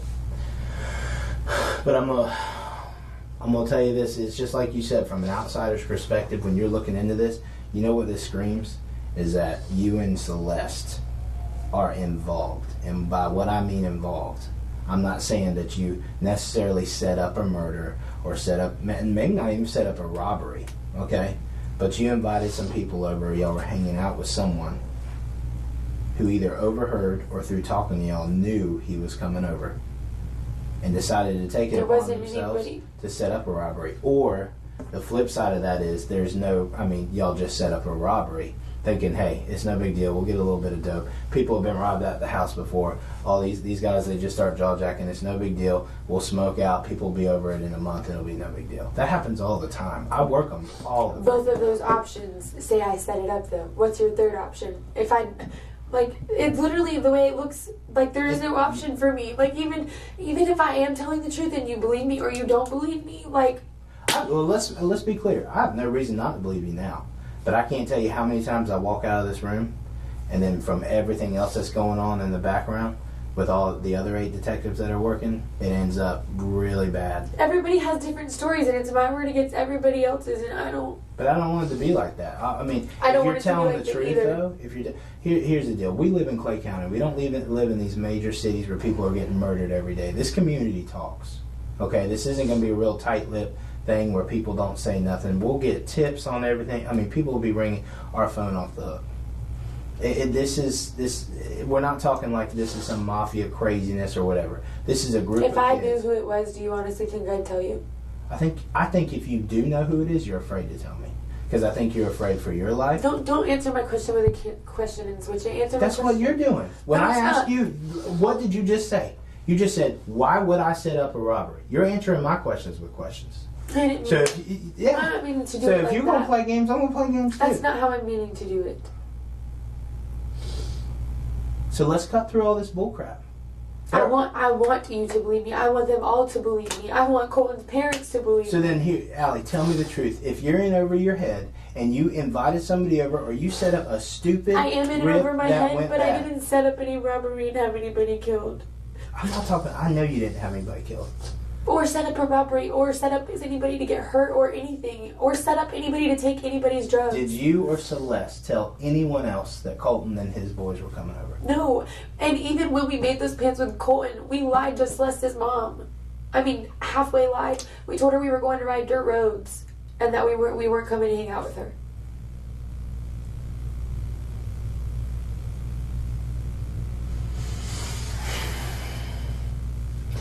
So you... Why would I end why? I just don't get why. I understand why you're asking all these questions. It's my house and somebody was killed. Who else am I going to ask, right? Who else do I have to talk to? You are the best, you and the other person that's here are the best chance we have of getting the person that killed, and it sounds like Colton, the best person that killed Colton, behind bars. It's you. You and whoever else we can get in here. And that's our goal. Yeah, it is early in the morning. Yeah, this sucks. Trust me, there was nothing more that I wanted than to lay in my bed at sleep. But my phone rang, and as soon as I hear that someone, and I don't care if it's a drug dealer, if it's someone who's out making bad decisions, when someone gets killed, it's not fair. It's not fair, and there's no excuse for it. There's nothing. I don't care what color they are, what gender they are. I don't care. None of that matters. And that's why we're all here. And that's I know you're frustrated. I know you're tired. I know this sucks. But we have got to go through all this. You got to stay with me. Now. I know. But it does suck, and it's just stuff we just got to get through all this. And there's stuff in that that I need to know, like this Jared.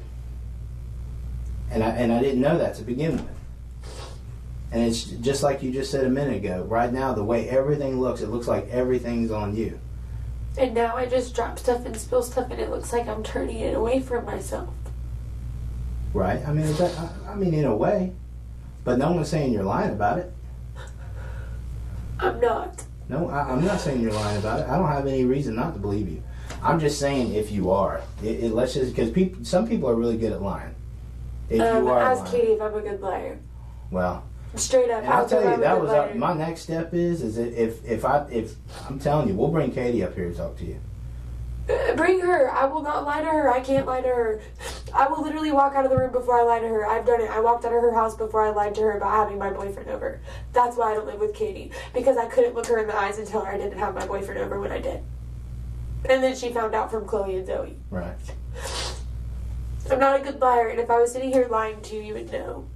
Is there any chance, and I know you, so how close are you with Celeste? I'm not that close, but... Y'all aren't best friends? Let's not be naive here, okay? Don't tell me this is your homegirl and you know that she's 16 years old. There's no way. This has got... I didn't say she was my best friend. Well, I know, but you get what I'm saying. She's my friend, Is there any way she set this up? Absolutely not. When I get a hold of her phone, because whether she likes it or not, I'm getting into that phone, whether I got to get a search warrant or not.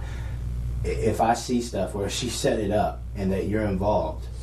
We didn't set anything up, and everything on her phone, I wrote, not her. Okay, well that's even better, because when I download that phone, we're going to have everything. Even if it was deleted, I can get stuff off of.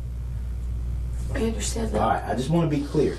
Because I don't want you to think that if you are involved, you'll get away with it. If you're not involved, you have nothing to worry about. I'm not trying to get away with anything. My head is a complete mess.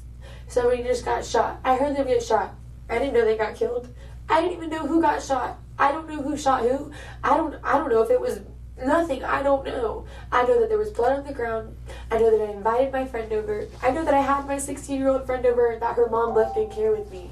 Mm-hmm. What does this look like? Yeah, I'm being a little selfish right now, but I don't know how to answer all these questions and make sense of them, but I can't even make sense of them in my head.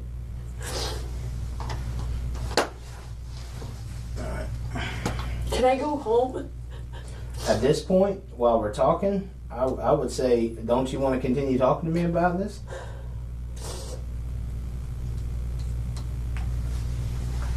Listen to me. I think you're upset and I think you're worried because you made a huge mistake and you're afraid of being in trouble. Okay? But the things got out of hand.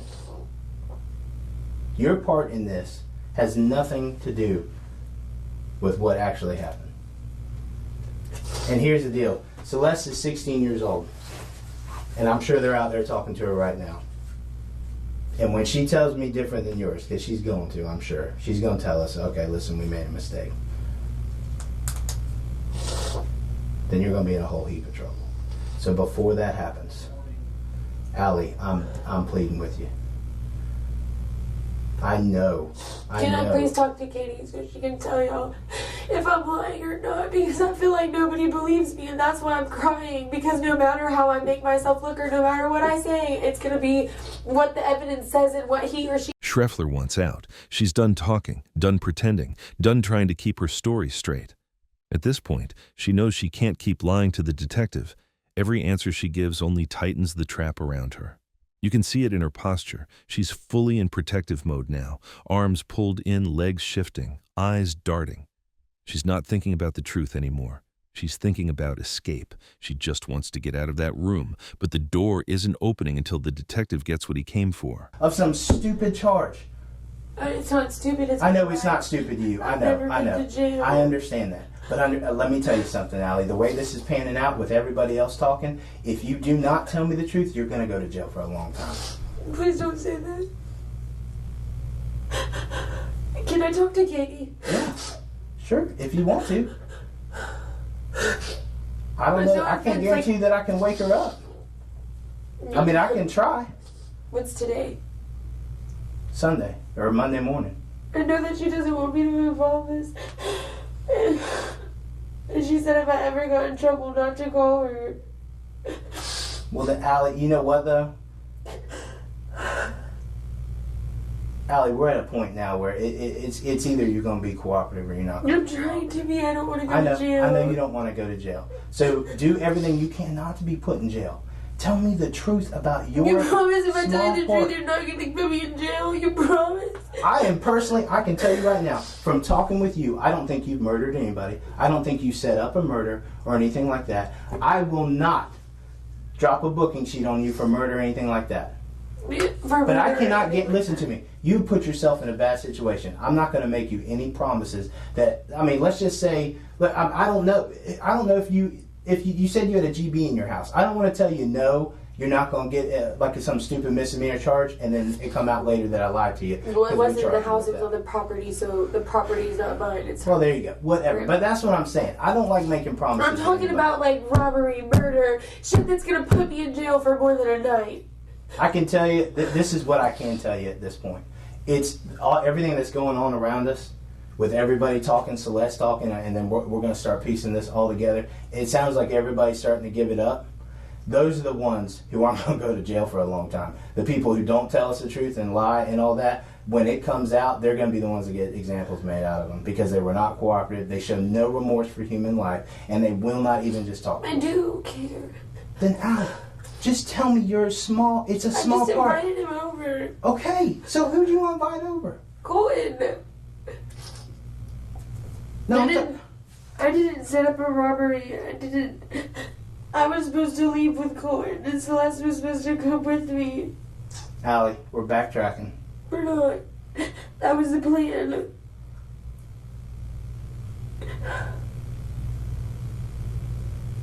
Are you serious? Can I call Katie before I talk to you about all this, please?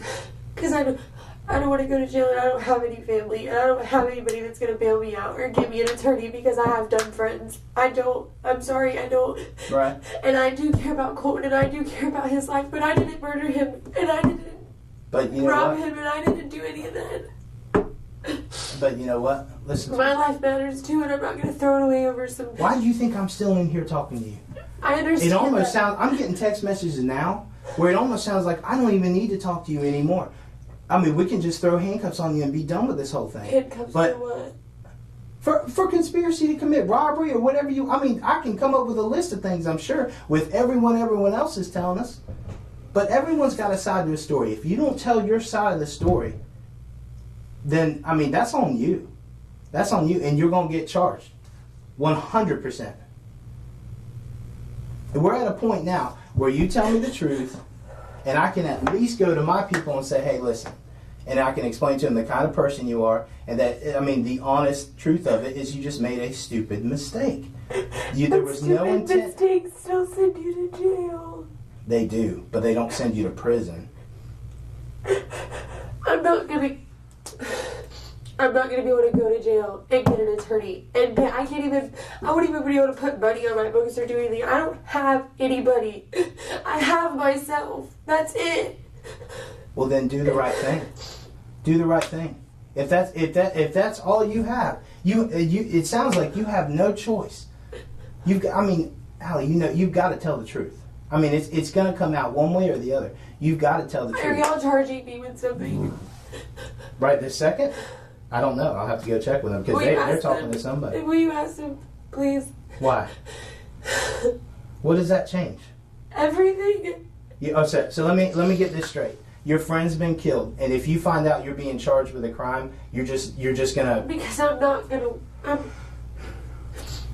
Whether I tell the truth or I lie, yes, the truth goes a long way. It does. It does go a long way. I agree with you, but in fact, by you lying, it's only making you. It's making you look like lying. By you holding back, it's making you look like a monster. It's making you look like you could care less about Colton. All I'm simply asking is just for the truth and your very small piece in this, so I can move on from this, and I can go get after the person who actually did something majorly wrong. You're not a bad person, Allie. You're not a bad person at all. Okay? You have a heart. I know you do. I know you have a heart. And I know you don't want to go to jail. But the best decision you can make right now to make this situation better for you, so that people can make decisions on whether you go to jail or not, is for you to tell me the truth about what happened and what your involvement is.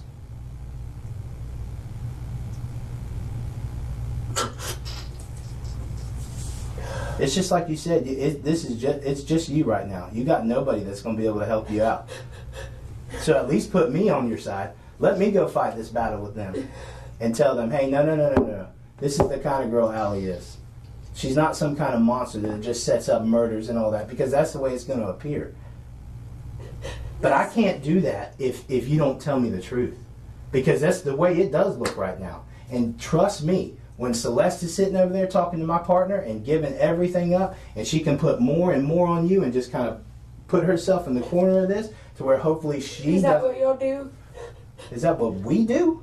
Is that what you're saying? That you're putting us all against each other? No, I'm telling you right now, Celeste is selling everyone down the river. If I'm getting texts like that, I'm telling you right now, she's cooperating. She's telling she's telling everybody. You're just afraid. She's 16. No, she's 16. I expected her to go in there and tell everything. I did. I didn't tell her not to. That's good. So take your own advice. But I'm 21. Okay. This is my life. It is your life. So make your decision right now on what your life's going to be. Over. That's all I did, to come over and hang out. Right, that's your involvement. And they went over there and they robbed him. Exactly. Your only involvement is you asked your friend to come over. You didn't tell anybody to go do anything. No. You just asked your friend to come over, right? But who went over and robbed him? I don't know all their names. Give me something, so I can go back and I can tell them that you're being honest with me. There were 3 black guys. Okay. And I don't know any other names. And then 1 white guy. Tell me how all this came out to be then. Everybody's just dumb. They're all dumb, and they don't think. Even when I say no, they don't listen. Whether it's robbing somebody or whether it's anything, they don't listen. Okay.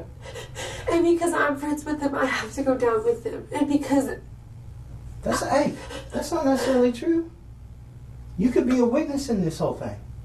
I'm not a witness when I invited Colton over. If I never invited Colton over, they would have never done any of that. I mean, there is some truth to that, absolutely. They would have never done any of it. I'm proud of you for acknowledging that. There is definitely some truth to that. But I will tell you this. The truth coming out of your mouth is so important to this case. You have no idea. And it will benefit you in the long run, A, because you're going to feel better, and B, because you're doing the right thing, and you look like an honest person. You look like a 21-year-old who does not belong behind bars, because you're not lying, okay? You're not going to go behind bars, and I'm scared. I didn't. Allie. The only wrong thing I did was invite him there. I know. And he didn't deserve that. You're right. He did not. I know he didn't. And Who told you to invite him there, Allie? Jordan? And he wouldn't leave it alone. Okay. What do you mean he wouldn't leave it alone? He just wouldn't. He just kept on? Yes. When was Jordan over at your house? He lives there. He lives there? Okay, he lives there. Why did Jordan? I mean, because he's stupid. He just does dumb things. And I told him no. I told him leave it alone. I said I was going with him. I started getting dressed. What was Jordan's plan? I don't know. They didn't tell me. I swear to God they didn't. The only thing that they said was to bring them over, and I was like, I am, but I think I'm leaving. And Jordan even asked me, he was like, are you leaving with him? I said, yeah, I think I am. I don't think you should do this. He doesn't deserve it. And then I walked outside on the phone with Colin, and Celeste was getting ready. And they just did it, and I said, no, please stop. And they didn't stop. Allie, what did you see when you walked outside? They just attacked him. Who? I mean, I know Jordan, but who attacked? I swear, I don't know the other people. Okay. What did Jordan do when they pulled up? I didn't see him. I didn't see where he came from. I didn't see where any of them came from. They were on the front porch. They didn't even know that Colton went to the gas station. They didn't know nothing. I didn't give Colton the right address on purpose. I gave Colton the wrong address multiple times, and he still kept coming, and they still wouldn't leave it alone. So you gave him the wrong address? Multiple times. Hoping that he wouldn't make it out there because you knew they were going to rob him. And you've got a conscience. They didn't have anything to rob. I didn't think he had anything on him, and that is the truth. I didn't think they had anything on him. Why did they think he did? Because he's a drug dealer? I mean, why? No, Jordan was just... I don't know the pieces to Jordan and the other people that were with Jordan on the porch. I don't know them. I've never seen them. I don't think Jordan intended for this. I know that Jordan didn't pull the trigger. Jordan's a pussy. He wouldn't kill anybody.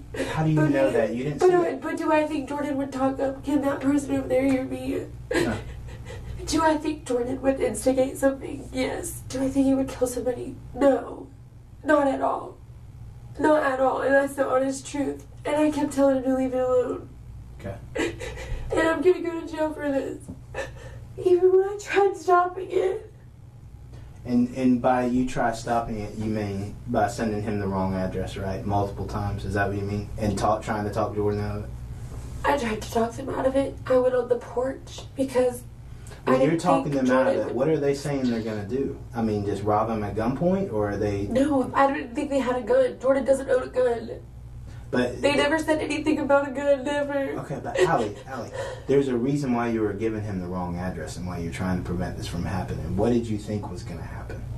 I didn't want them to fail at robbing somebody and then my name look bad. And two, I didn't want them to rob him anyways. But they told you they were going to rob him, right? Now, I guess they weren't very specific. No, they said if he has anything, we're taking it. They didn't say we're going to rob him. That's a robbery. But in a roundabout way, that's a robbery. They told you if he has something, we're going to take it. And there was enough there for you to try and step in. Even Celeste told them, don't do this, don't do this, don't do this, don't do this, don't do this. I said, don't do this in front of us, don't do this, don't do this. Don't you think that's important for us to know? Yes, it's important, but the point of it is I had him come there. You're right. I did. You're right. Even if I tried stopping it and he still fucking came. I know the kid probably liked me, but I don't... Allie, when you were on the front porch and you were talking to him. Talking to who? Talking to Colton on the phone. Where was what's his name? Jordan. Where was Jordan? This is the honest truth. When I told them they were on the way, Jordan disappeared. They all did, and I don't even know the other people I don't even know who he had come do this with him. He disappeared. I yelled out the door for his name multiple times. I yelled and yelled and yelled. And Jordan never came. Nobody never came. And then Nicole pulled up and I walked outside. Why would I walk outside and put myself in the middle of that? Remember.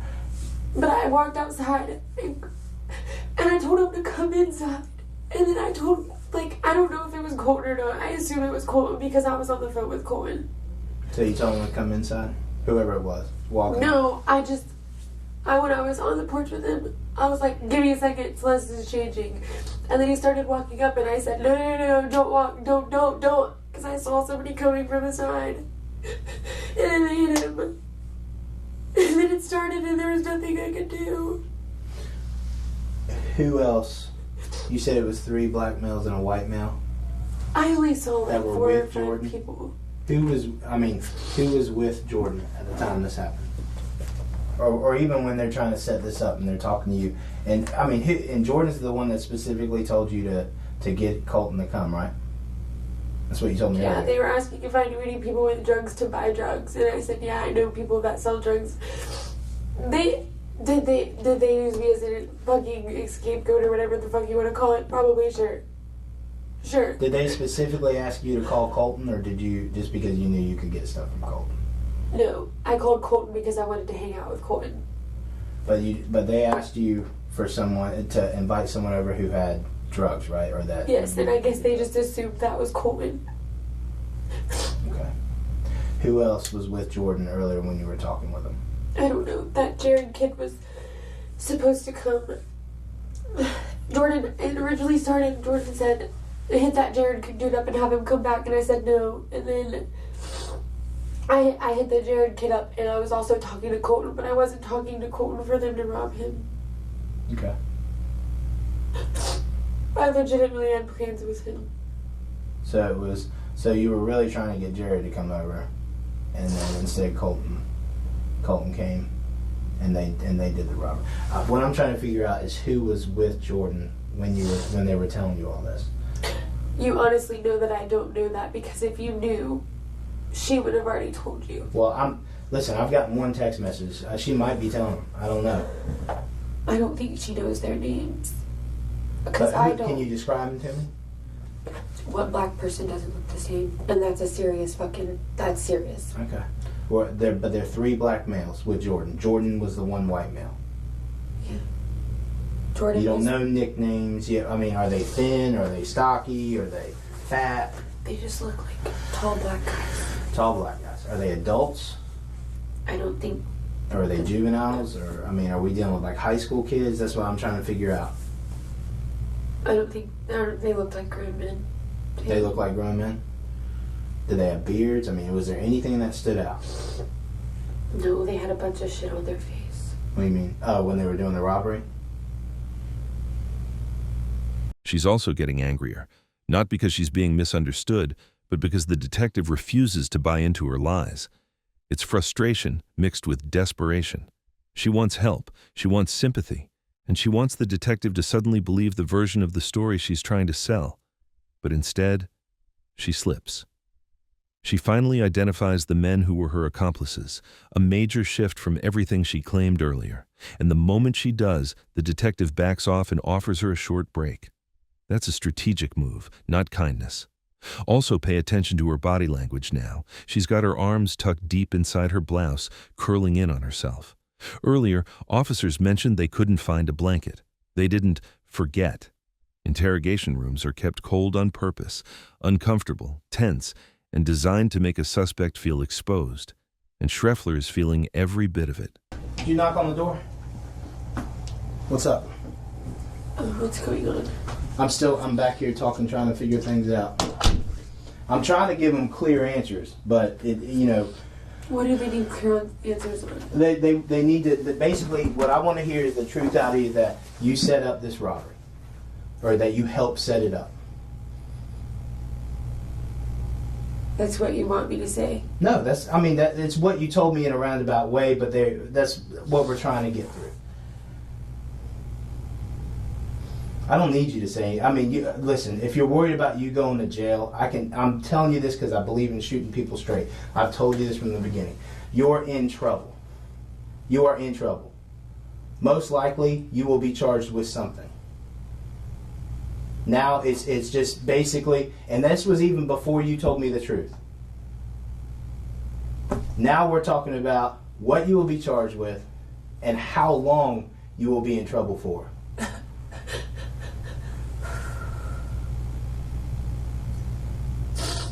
And I'm the only one being charged? No. Everyone involved is going to be charged. Everyone. I don't want Celeste to get in any trouble. Celeste is, listen, I know she's 16 years old, and thankfully, what kills me is the 16-year-old has got the most sense out of everybody I've talked to so far. She's the one that is going above and beyond. She realizes a mistake was made, admits her involvement in it, even knowing about it, and just and basically is just trying to help us because somebody died. I mean, somebody died.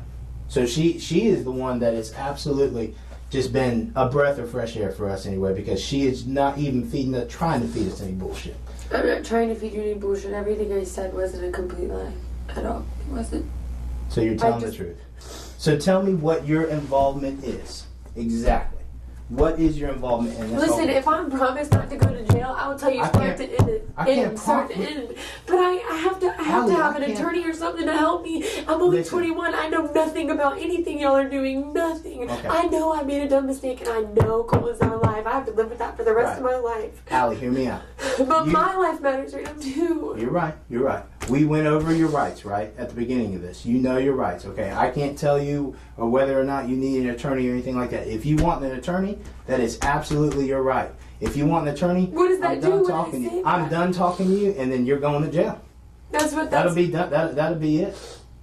I mean that's because I can't. I don't know how any of this works, and nobody. Well, that's why I explained it to you at the beginning. It's not like on movies or like you're right. a special victim show. This is not television. Allie, basically before we go any further, because you mentioned attorney, I just want to clarify. Do you still wish to speak with me, or would you rather have an attorney present?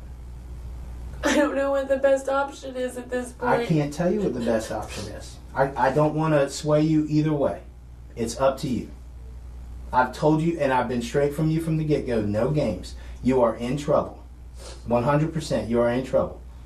Okay? But, okay, what can I do? Well, I'm not going any further until you tell me. I can't talk to you. If you want an attorney present, then that's your right. I'm not encouraging you not to do it. I wanted to talk to Katie, so I knew how to do it. Here's the problem. I've been trying to get a hold of Katie, and I think, like you said originally, Katie just doesn't even, I think she's trying to separate herself from the situation, because I can't get a hold of her, and she ain't coming up here.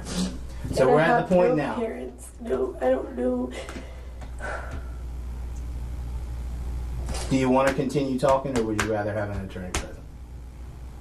I want to tell the truth, and I want to get myself out of trouble. Because I never would have did this. I never would have did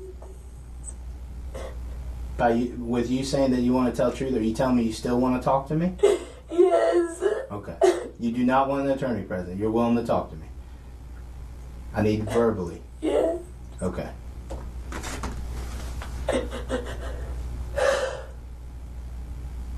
Let's recap your involvement in this so I can be as clear as possible when I step out and talk to my supervisors. You tell me exactly how everything happened, and I mean, just lay out the story. I was trying to hang out with my friends, and my friends robbed them. Did you know your friends were going to rob them? No, not really. Yes and no. Yes and no. No and yes. I told them no. What did you tell them no for? Not to do it. I didn't want this to happen. I didn't want this done. I told them that multiple times. To not rob him? Yes. So you knew they were going to rob him? Not for sure. Nobody knows nobody's going to rob anybody until it happens. Allie, we can't play on words like this. If you're telling them no, then you must know that they're going to do something. That they're going to try and rob him. If you're saying don't do this, no, then you knew that they were going to try and rob him. Jordan talks about dumb shit all the time. Talks about stealing water pumps. Did Jordan talk about robbing Colton when he came over? No, he talked about robbing Jared. Right, so you set it up with Jared. Now understand. I never set them up to rob Colton. I never told them Colton had drugs. I never told them to rob Colton. Nothing. I was personally going to hang out with Colton. I told them. So let me get this straight. They knew Jared had drugs. You set them up. You set Jared up to be robbed by them, not Colton. Yes. So why did they rob Colton? Because they're fucking dumb. And they do dumb shit like this, and it gets put in problems like this.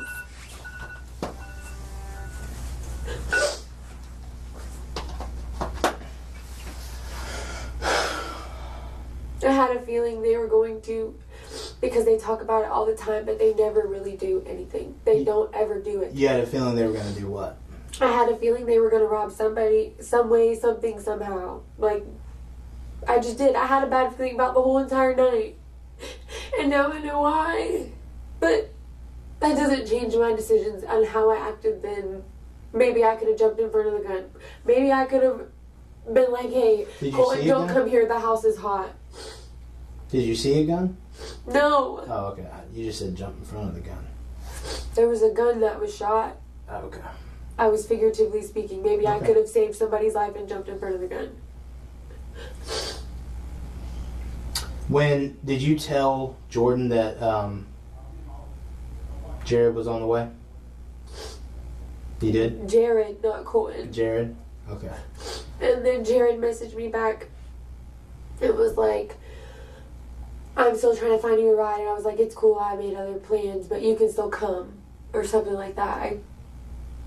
Something along those lines, or come hang out with me or something. I don't fucking know. So what you're telling me the truth is that you... This wasn't just like something that went wrong. This was something that was completely done by a bunch of dumbasses. Okay. It was... I don't know this Jared came from Adam. But correct me if I'm wrong. You said, you tell Jared, or Jordan comes to you and says, get somebody over here that deals dope or whatever so we can take No, that's not how that... No, that's how y'all are making it. That's not how it happened. Okay, this was not about drugs. Okay, what was it about then? I'm sorry. Tell me. I'm trying to, but you're twisting it and making my head fuck up. Okay, well then I'm not talking. You tell me. I'm not gonna say anything else. You tell me how it went down. This is like way past just cold. Like this Jordan robbing people has been going on for. Well, not even, hasn't been robbing people. He's just been talking about it. He attempted to rob that Jared kid, and it didn't work. Jared kid got hot, got mad. That was 4th of July? Yes. Okay. That was Jordan that did that. Jordan robbed him. And then I convinced Jared not to come do that to my house because I lived there. Mm-hmm. I didn't set that robbery up. Mm-hmm. Jordan did that all by himself. Mm-hmm. Completely all by himself. I was telling the truth when I was standing outside in front of his Nana. His Nana even talked to Jared, and Jared tried to tell his Nana that Jordan robbed him. Or tried to rob him. Dalton thing, nothing to do with. Was Jared mad? Hell yeah, he was mad. I asked him, Jordan asked me if I would invite him over. I don't know him from Adam. Jordan's not going to kill nobody. I know that Jordan's not going to kill nobody. I know that Jordan did not pull that trigger. I know he didn't. He doesn't have a gun. He does not have a gun. I live with him. I told him he could, if he wanted to test his life, Jared had a gun. Go for it. I would invite him over if he would leave me the fuck alone. And he was like, okay, invite him over. So I did. I told him I had other plans with Colton. What were his intentions when Jared came over? What did he tell you he wanted to do? Walk out to the vehicle and tell him to give him his shit. Like he did the first time. Okay. So basically to get another chance at robbing him. Yeah, but he didn't have anything to rob him with. He didn't have a gun? He did not have a gun. Okay. And you know for a fact he doesn't own a gun? You've never seen him? I don't think he can. I think he's a convicted felon. I don't think he has one. I've never seen him shoot one. The only gun I've ever seen him with is the rifle that's over at his Nana's house, but he sold that like 3 weeks ago. Okay. So he does not have a gun. That is the truth. Okay. He doesn't have a handgun. He doesn't have a hunting gun. He doesn't have a gun that doesn't have bullets in it. He doesn't even have bullets. He does not have none of that. Okay. So Jordan tells you to bring, what's the guy's name for 4th of July? Jared. Jordan tells, all these J's is getting me confused. Jordan tells you to invite Jared over so he can try to rob him again. Or take his stuff. Is what you're telling me. What happens from there? He kept begging me and sitting next to me, call him, invite him over, call him, text him, Jordan, I have. Jordan, he wants to come get me. He does not want to come hang out here. I don't blame him. Call him off a texting app. Celeste said, don't use your phone. I was like, I'm not using your phone. Like, I'm not going to use your phone to do. This is the exact moment she crosses the line. When she says, he can go for it, she isn't just talking anymore. She's admitting to being an accessory to murder. That one sentence confirms what the detective suspected all along. She knew what was about to happen, and she allowed it. It's the quiet, almost casual way people sometimes reveal the truth without realizing the weight of their own words. But in an interrogation room, a slip like that is everything. Call him off a texting app. Celeste said, don't use your phone. I was like, I'm not using your phone. Like, I'm not going to use your phone to do that. Like, I would not set something up and set my friend in the middle of it, even though our friends just set us up. But, where was I at? My head's a mess. So, basically, right after, he's bugging you to keep calling Jared. Call him, blah, blah, blah, blah, blah, blah. Finally, at like 2-something, I'm still trying to get Jared to come over. Colton's on his way. Jared says, what the fuck did he say? I'm at 4250 Old Jennings Road. Get a ride here. I was like, okay, well, I don't have a car, so I made other plans. Something about, you can just find me a ride later if you want to hang out. Something along those lines of, let's hang out later. Like, come to my house. Like, when I'm gone, Jared comes there, and Jordan can do whatever the fuck he wants with whoever the fuck he wants, and I'm not involved. Got a picture. Just want to make sure that we're talking about the same person. Is that Jordan Coleman? Please answer me. Verbally. We just don't want to make sure we grab the wrong person. Yes. That's Jordan Coleman we're talking about for this incident, right? Yes. Okay, thank you. Can y'all hear me out there? Where? I mean, maybe right outside this door. Right outside the door, I can. Yeah. But not in the other room. I'm just singing like a bird right now. No, you're not singing. You're not singing like a bird. You know what? You're telling the truth. Just like it sounds like everybody's doing.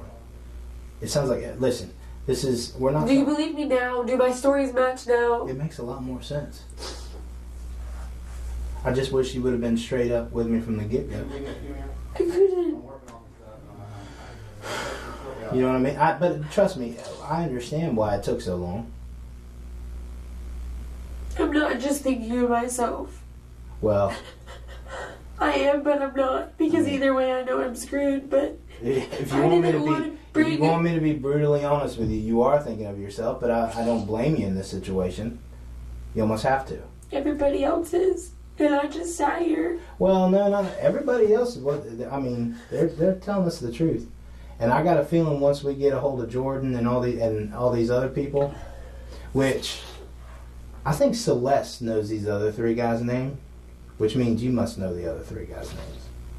There's no way. I don't know them. There's no way that she could know them. Okay. Are you sure?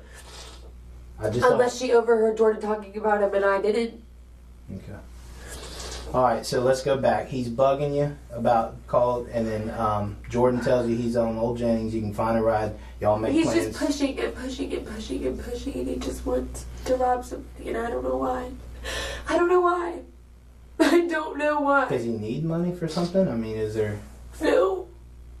If he needed money, why can't he go get a job? It's so easy for a guy to get a job. If I was a guy, I would have money. For real. You could go bucking dig holes for $1,000 a week. And make, like, whether you're a felon or not. Is he an addict, maybe? I mean, does he need to support his addiction, or? I don't think so. I just think he does it for fun. Like street cred? He just wants to be, like, just a thug? Yes, because the whole time we were talking about it, I kept talking about how he didn't know how to rob people because he already tried and then he was going to fail. And I kept telling him he was going to fail, to just stop, just to let it go, just not to rob anybody at all. But he doesn't listen. He does what he wants. Jordan Coleman does what he wants. And he doesn't care who he brings down with him.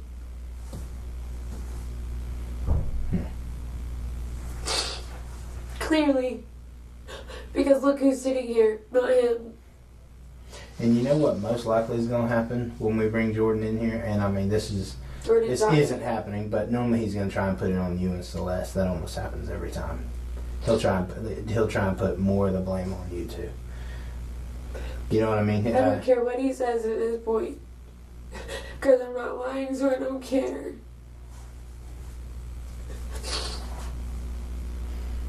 Did you know? And it sounds to me like you did because you're begging him not to come up. You're giving him all these different addresses. Was that in the Facebook messages? Is that in here? How were you given the wrong address? On the phone? Celeste's phone. Celeste's phone? But Did y'all find her phone? I'm sure they did. I don't know. I haven't asked. But when Colton's on the way, I mean, how many times do you think you gave him a bad address?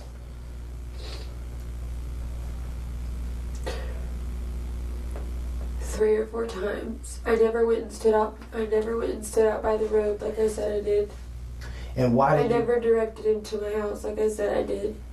Because I just had a bad gut feeling that they were going to do something if I didn't have somebody come over there. But you said they disappeared, right? Didn't they? Or did they disappear after finding out Colton was coming? They disappeared. Like, I told them my plans, what I was doing, that Jared wasn't coming and that I was going with somebody, or that I was going with Colton. Okay. And I walked through the house. Celeste was in the room, and then I asked them where they were. I yelled for Jordan's name on the porch. I yelled for Jordan's name on the back porch, and nobody came. And then the phone was dead. I put it on the charger. Colton was calling when it turned on, and he was pulling in the driveway, and I told him to leave. Okay. And by that time it was too late. They were already running up. I didn't know they were going to run up into all that. I even turned all the lights in the house off so that Colton would think it was the wrong house.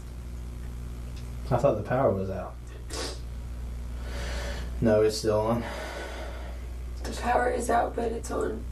What do you mean? I don't care if you're stealing it from the neighbor or whatever.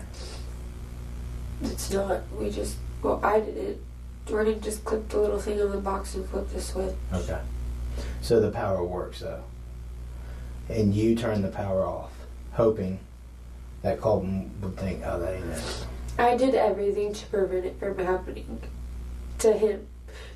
Honestly, to the Jared kid, no. Would I feel bad if Jared lost his life right now? Yes, because it would have been under my back. But I did everything that I could. I thought they had just left or something. I mean, part of me knows that deep down inside of my gut that I had a bad feeling about the whole situation. What did you think? I mean, what was your bad feeling? What did you think was going to happen? That they were either going to fail. Fail at what? At robbing somebody, like Jordan always does. And then I have to deal with it. I have to deal with people. People really do come to my house and fucking do shit to it all the time. I have to deal with that. And I moved in with him all because of God, I can't deal with this right now. If I would have never moved in with him, if I would have just got on a plane, all this wouldn't be happening right now. Have you ever heard of the name Torrin Johnson? Who? Torrin Johnson. Tori or Torrin? Torrin. No? Never heard of that name? If you saw a picture of the 3 black males that have obviously been hanging around Jordan for a while, would you be able to ID them? You would? Okay. Do you personally know these guys? I mean, have they come to the house? No? Okay. These are not. And I understand. People that, I don't do drugs like that. I smoke pot. I don't hang out with gangbangers who carry guns and rob people. The reason why I ask these questions is not to establish whether you're friends with them or not, is literally to figure out on how I'm going to show you these photos of people, on how you could ID them. Because if you don't know them personally, then I'd have to show you a photo lineup. But if you know these guys, you know who they are. Just like Jordan, you can just look at a picture of him and make sure, yeah, that's the guy I'm talking about.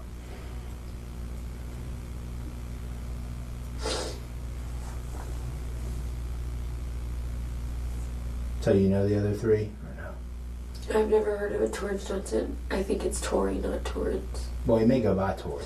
No, I don't personally know these people, but if I saw a picture of him, I could possibly tell you who. But a Tori Johnson sounds familiar to you? No, a Tori, not a Torin, and no Johnson. I don't know last names like that. Oh, okay. Is Tori a black male?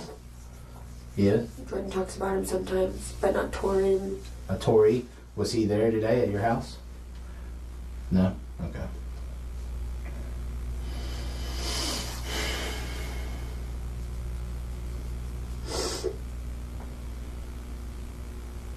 Do you know any of the other black males that may have been there? Do you know any of their names? Even if it's not the full name, do you know, like, you say Tori, you've heard Jordan say before. Is there any other ones? Unk. Unk? That's a nickname? Okay. Any about the other one? No, it was like Unk is not like Tori related. Like it's. I'm trying to think of all the little black people, the like grown black people he hangs out with.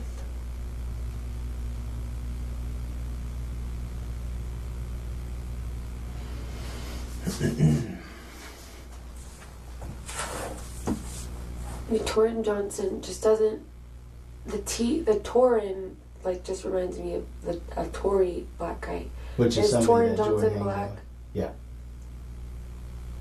I'll tell you what. If you don't know, you don't know. You know what I mean? We'll just show you the photos. I could see them though. That's what I'm saying. We'll just show you the photos. But they all go by different names. They it go don't matter. by Unk, cuz, it this, matter. that. You know what I'm it saying? Matter. I don't know real names. Somehow we're getting their names, and it's got to be from Celeste. So, unless they have Jordan, and Jordan's telling us, and I don't know about it. But, I mean, they're getting these names from somewhere. So I mean, just be straight with me. Do you know these guys? I know of them. I told you that. Right. Like, if I saw them, I could tell you who they are. So basically, if I can't be like... If you saw these three, you could say, yeah, these are the three that robbed Colton. Yeah. You realize one of those three, if you're telling me Jordan, there's no way Jordan pulled the trigger. One of those three is who killed Colton. I know that. So it's important. It's very important we get And this they guy don't mean right. anything to me. That's good to hear. They shouldn't. Now she finally breaks. She fully admits who the men were and what really happened that night. All the deflecting, all the excuses, all the half-truths, it all collapses. She cracked, and the detective's strategy worked flawlessly. Like I saved it? No? Just a pen and a piece of paper? What do you need it for? I don't want this to come back on me. I don't want a statement. What you do with this is what you do with this, but I don't want my name in this.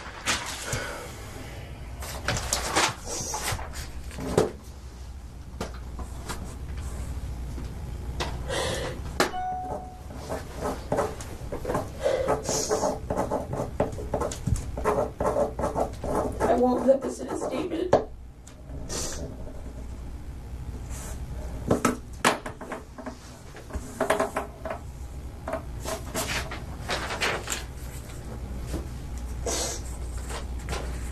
Okay. Sit tight with I it. said that was off the record, Okay. but I gave it to you, so can I have it back? Can you remember the names? Yeah. Well, you want me to just throw it away? No, I want to keep it. Alright, hold on to it. Don't do anything with it, just leave it right Do you there. remember them? Yeah. Yeah, I got it.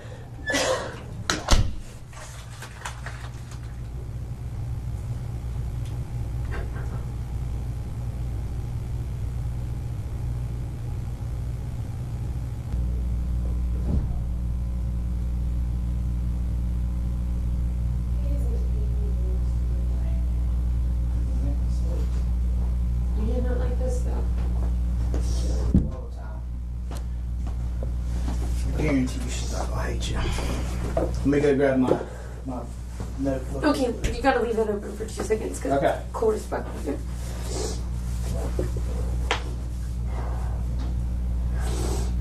Actually, I'll tell you what. Is it recorded in here? Huh? Is it recorded in here? That's why I have to come tell the truth Well- in here. Well, that's why we want to talk to you in here, not out there.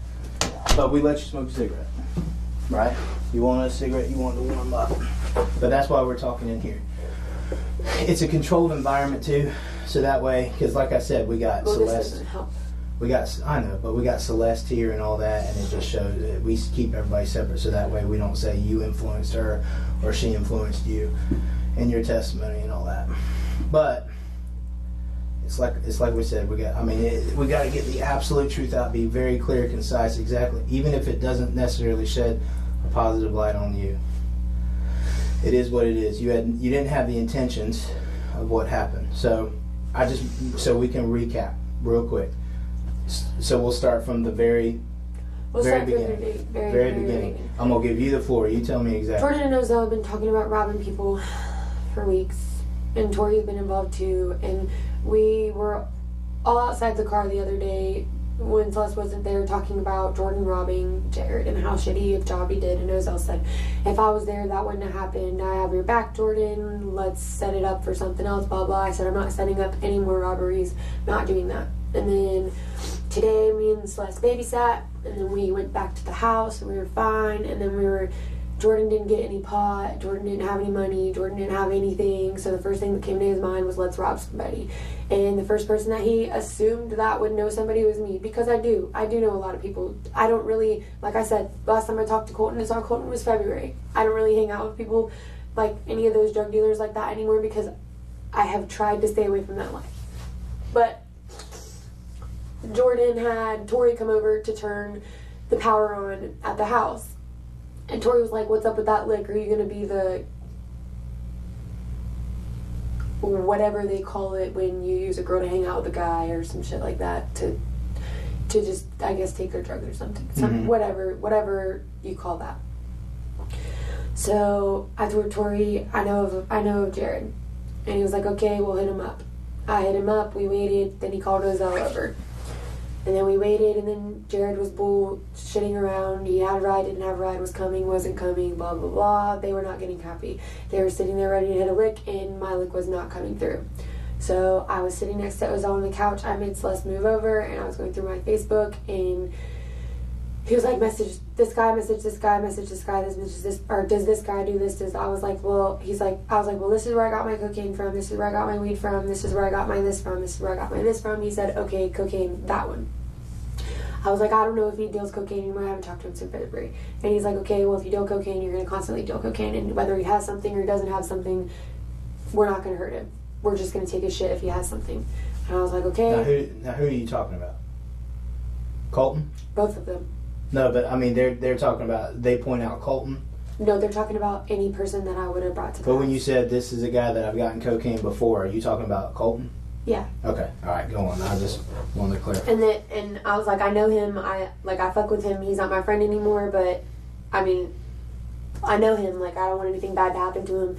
Jordan said nothing's gonna happen bad, or nothing bad is gonna happen to him. We're just gonna get the kids drugs, and that's it. And then they're gonna go. I was like, then why am I bringing them here? I don't want them to come here. Like, y'all do that somewhere else. And Jose said, no, I'll just stand by the porch, and when they roll up, like, tell them to pull in the driveway. I was like, I'm not telling them that.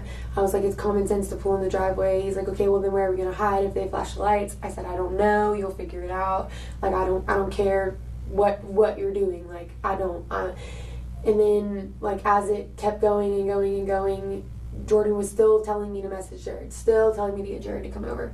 And I was like, no, he's not coming. Celeste was sitting there. She really didn't say anything the whole time it happened, except for, I don't think we should do this.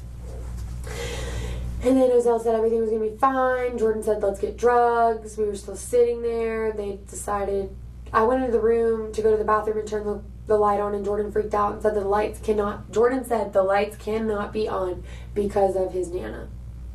Not because of anything that had to do with any kind of shadows or anything like that, because at that point, they were not going to stay in the yard. They weren't staying in the yard, so the light thing was completely, she misunderstood that. Mm-hmm. They were not doing it in the yard because I told them I was not telling Colton to pull in the yard. Mm-hmm. Like, if he pulled in the yard, that was one thing. If not, like, they need to, like, figure it out. Yeah, they need to fucking figure it out themselves. Like, I would invite him over here and leave with him if y'all weren't here, or you can wait on Jared, or you can do what you gotta do, but I don't want anybody to get hurt. Mm-hmm. Celeste heard me say that. I don't want anybody to get hurt. And Jose said, nobody's going to get hurt. I was like, okay, well, I don't know if they have guns either. And he was like, well, I have a gun, lifted up his shirt. And then... What did the gun look like? It was just a small black gun. Small black gun? Small black gun. What part of it could you see? Like the handle, or it was small. You see the whole thing? It would have fit in my hand. Where was it? Not a grown man gun. It would have fit in my hand. Okay. Small gun. Where was it? Like you said, in his waistband? Here. Okay. I only saw the top part, bottom part was facing down. Okay. Alright, so go on. He said he's got a gun, nobody's going to hurt him, and they're not going to hurt anybody. And I was like, I don't think you should use the gun. He said, I'm not going to use the gun unless I need to. He's like, my hands are strong enough. I was like, don't hit him. I was like, I'm pretty sure they'll just give it to you if you're two black guys and you walk up there and you're scary like you guys are planning to do. That's what I had in my mind, that I would be scared if two black guys walked up to me and asked me for my drugs. Right. My intentions were, really, I didn't even want them to get robbed. I really didn't. Whether he died or didn't die, I didn't. Yes, like, I was scared the whole time that shit was happening. And when it started happening, I got more scared. And that's when I started backing off. That's when I started sending him the wrong address. That's when I started telling him that we would walk to the Kangaroo. I told Celeste to put her shoes on. And then I told Jordan before he walked out the door, I didn't know where, Ozell and Tori were already gone. Okay. They were already outside. I don't know where they were at, nothing. Jordan was the only one in the house, me, Jordan, Celeste. And I told Jordan that Colton was on his way, that he was on 16, and he said, okay. He walked out the door. You told Jordan that? Yeah, okay. I was like, they're on their way, he's on 16. And the other two were already gone? They didn't know that I sent him the wrong address, though. Okay. They didn't know any of that. They didn't know that they went to the Kangaroo, none of that. Like, I had one conversation with Colton on the phone, and I was like, do you want to chill? He said, yeah. I said, okay, I'm at my house. He's like, is anybody there? And I was like, me and Celeste. He said, is this anybody's house? Or is this your house? I said, yes, it's mine, but I have a roommate. Okay. After the shots happened and all that, do they come back in? No. They never came back in, not once. Me and Celeste ran and hid and freaked out and panicked like any two girls would do after they heard gunshots. Have you talked to Jordan or anybody since then? No. Do you know where they would run to? Ozell has a lot of friends that would cover for him. Okay. Mostly on Martin Luther Do King. any of them drive? No. No. Ozell has a girlfriend named Nina that has a car that he uses sometimes. What kind of car? I don't know what her car looks like. Okay. I mean, I could find out, but I don't know what it looks like. They've got the lineups ready. Let me go get them, and then I'll be right back. Okay. Does that sound like the truth? Yeah, it's like what do you mean? Is it the truth? In the end, the case closed with everyone taking their place in the record. Alexandra Grace Schreffler, 24, who once called that house home, avoided a murder conviction by pleading guilty to armed robbery and agreeing to testify against the others if their cases went to trial. Her co-defendants, Jordan Coleman, Torian Johnson, and Ozell McNabb Jr., all admitted to second-degree murder. Coleman received 25 years in prison, Johnson 30, and McNabb 26, according to court records. Their victim, 21-year-old baseball hopeful William Brandon Shearer, never got the future he was working toward. A Middleburg High School graduate home on summer break from South Georgia State College, where he attended on a baseball scholarship, he was shot in the abdomen during a robbery inside the home on County Road 16A. Another man, David Cody Levo, was hit in the thigh but survived. Schreffler and Coleman lived at that house and were Facebook friends with Shearer. After the gunfire, Shearer, Levo, and a third man, Tyler Bashers, who escaped injury, tried to get help at a nearby Kangaroo gas station. Shearer died there at the scene. Later, Schreffler told detectives that 3 men had asked her to find someone they could rob, and she chose Shearer from her Facebook friends list.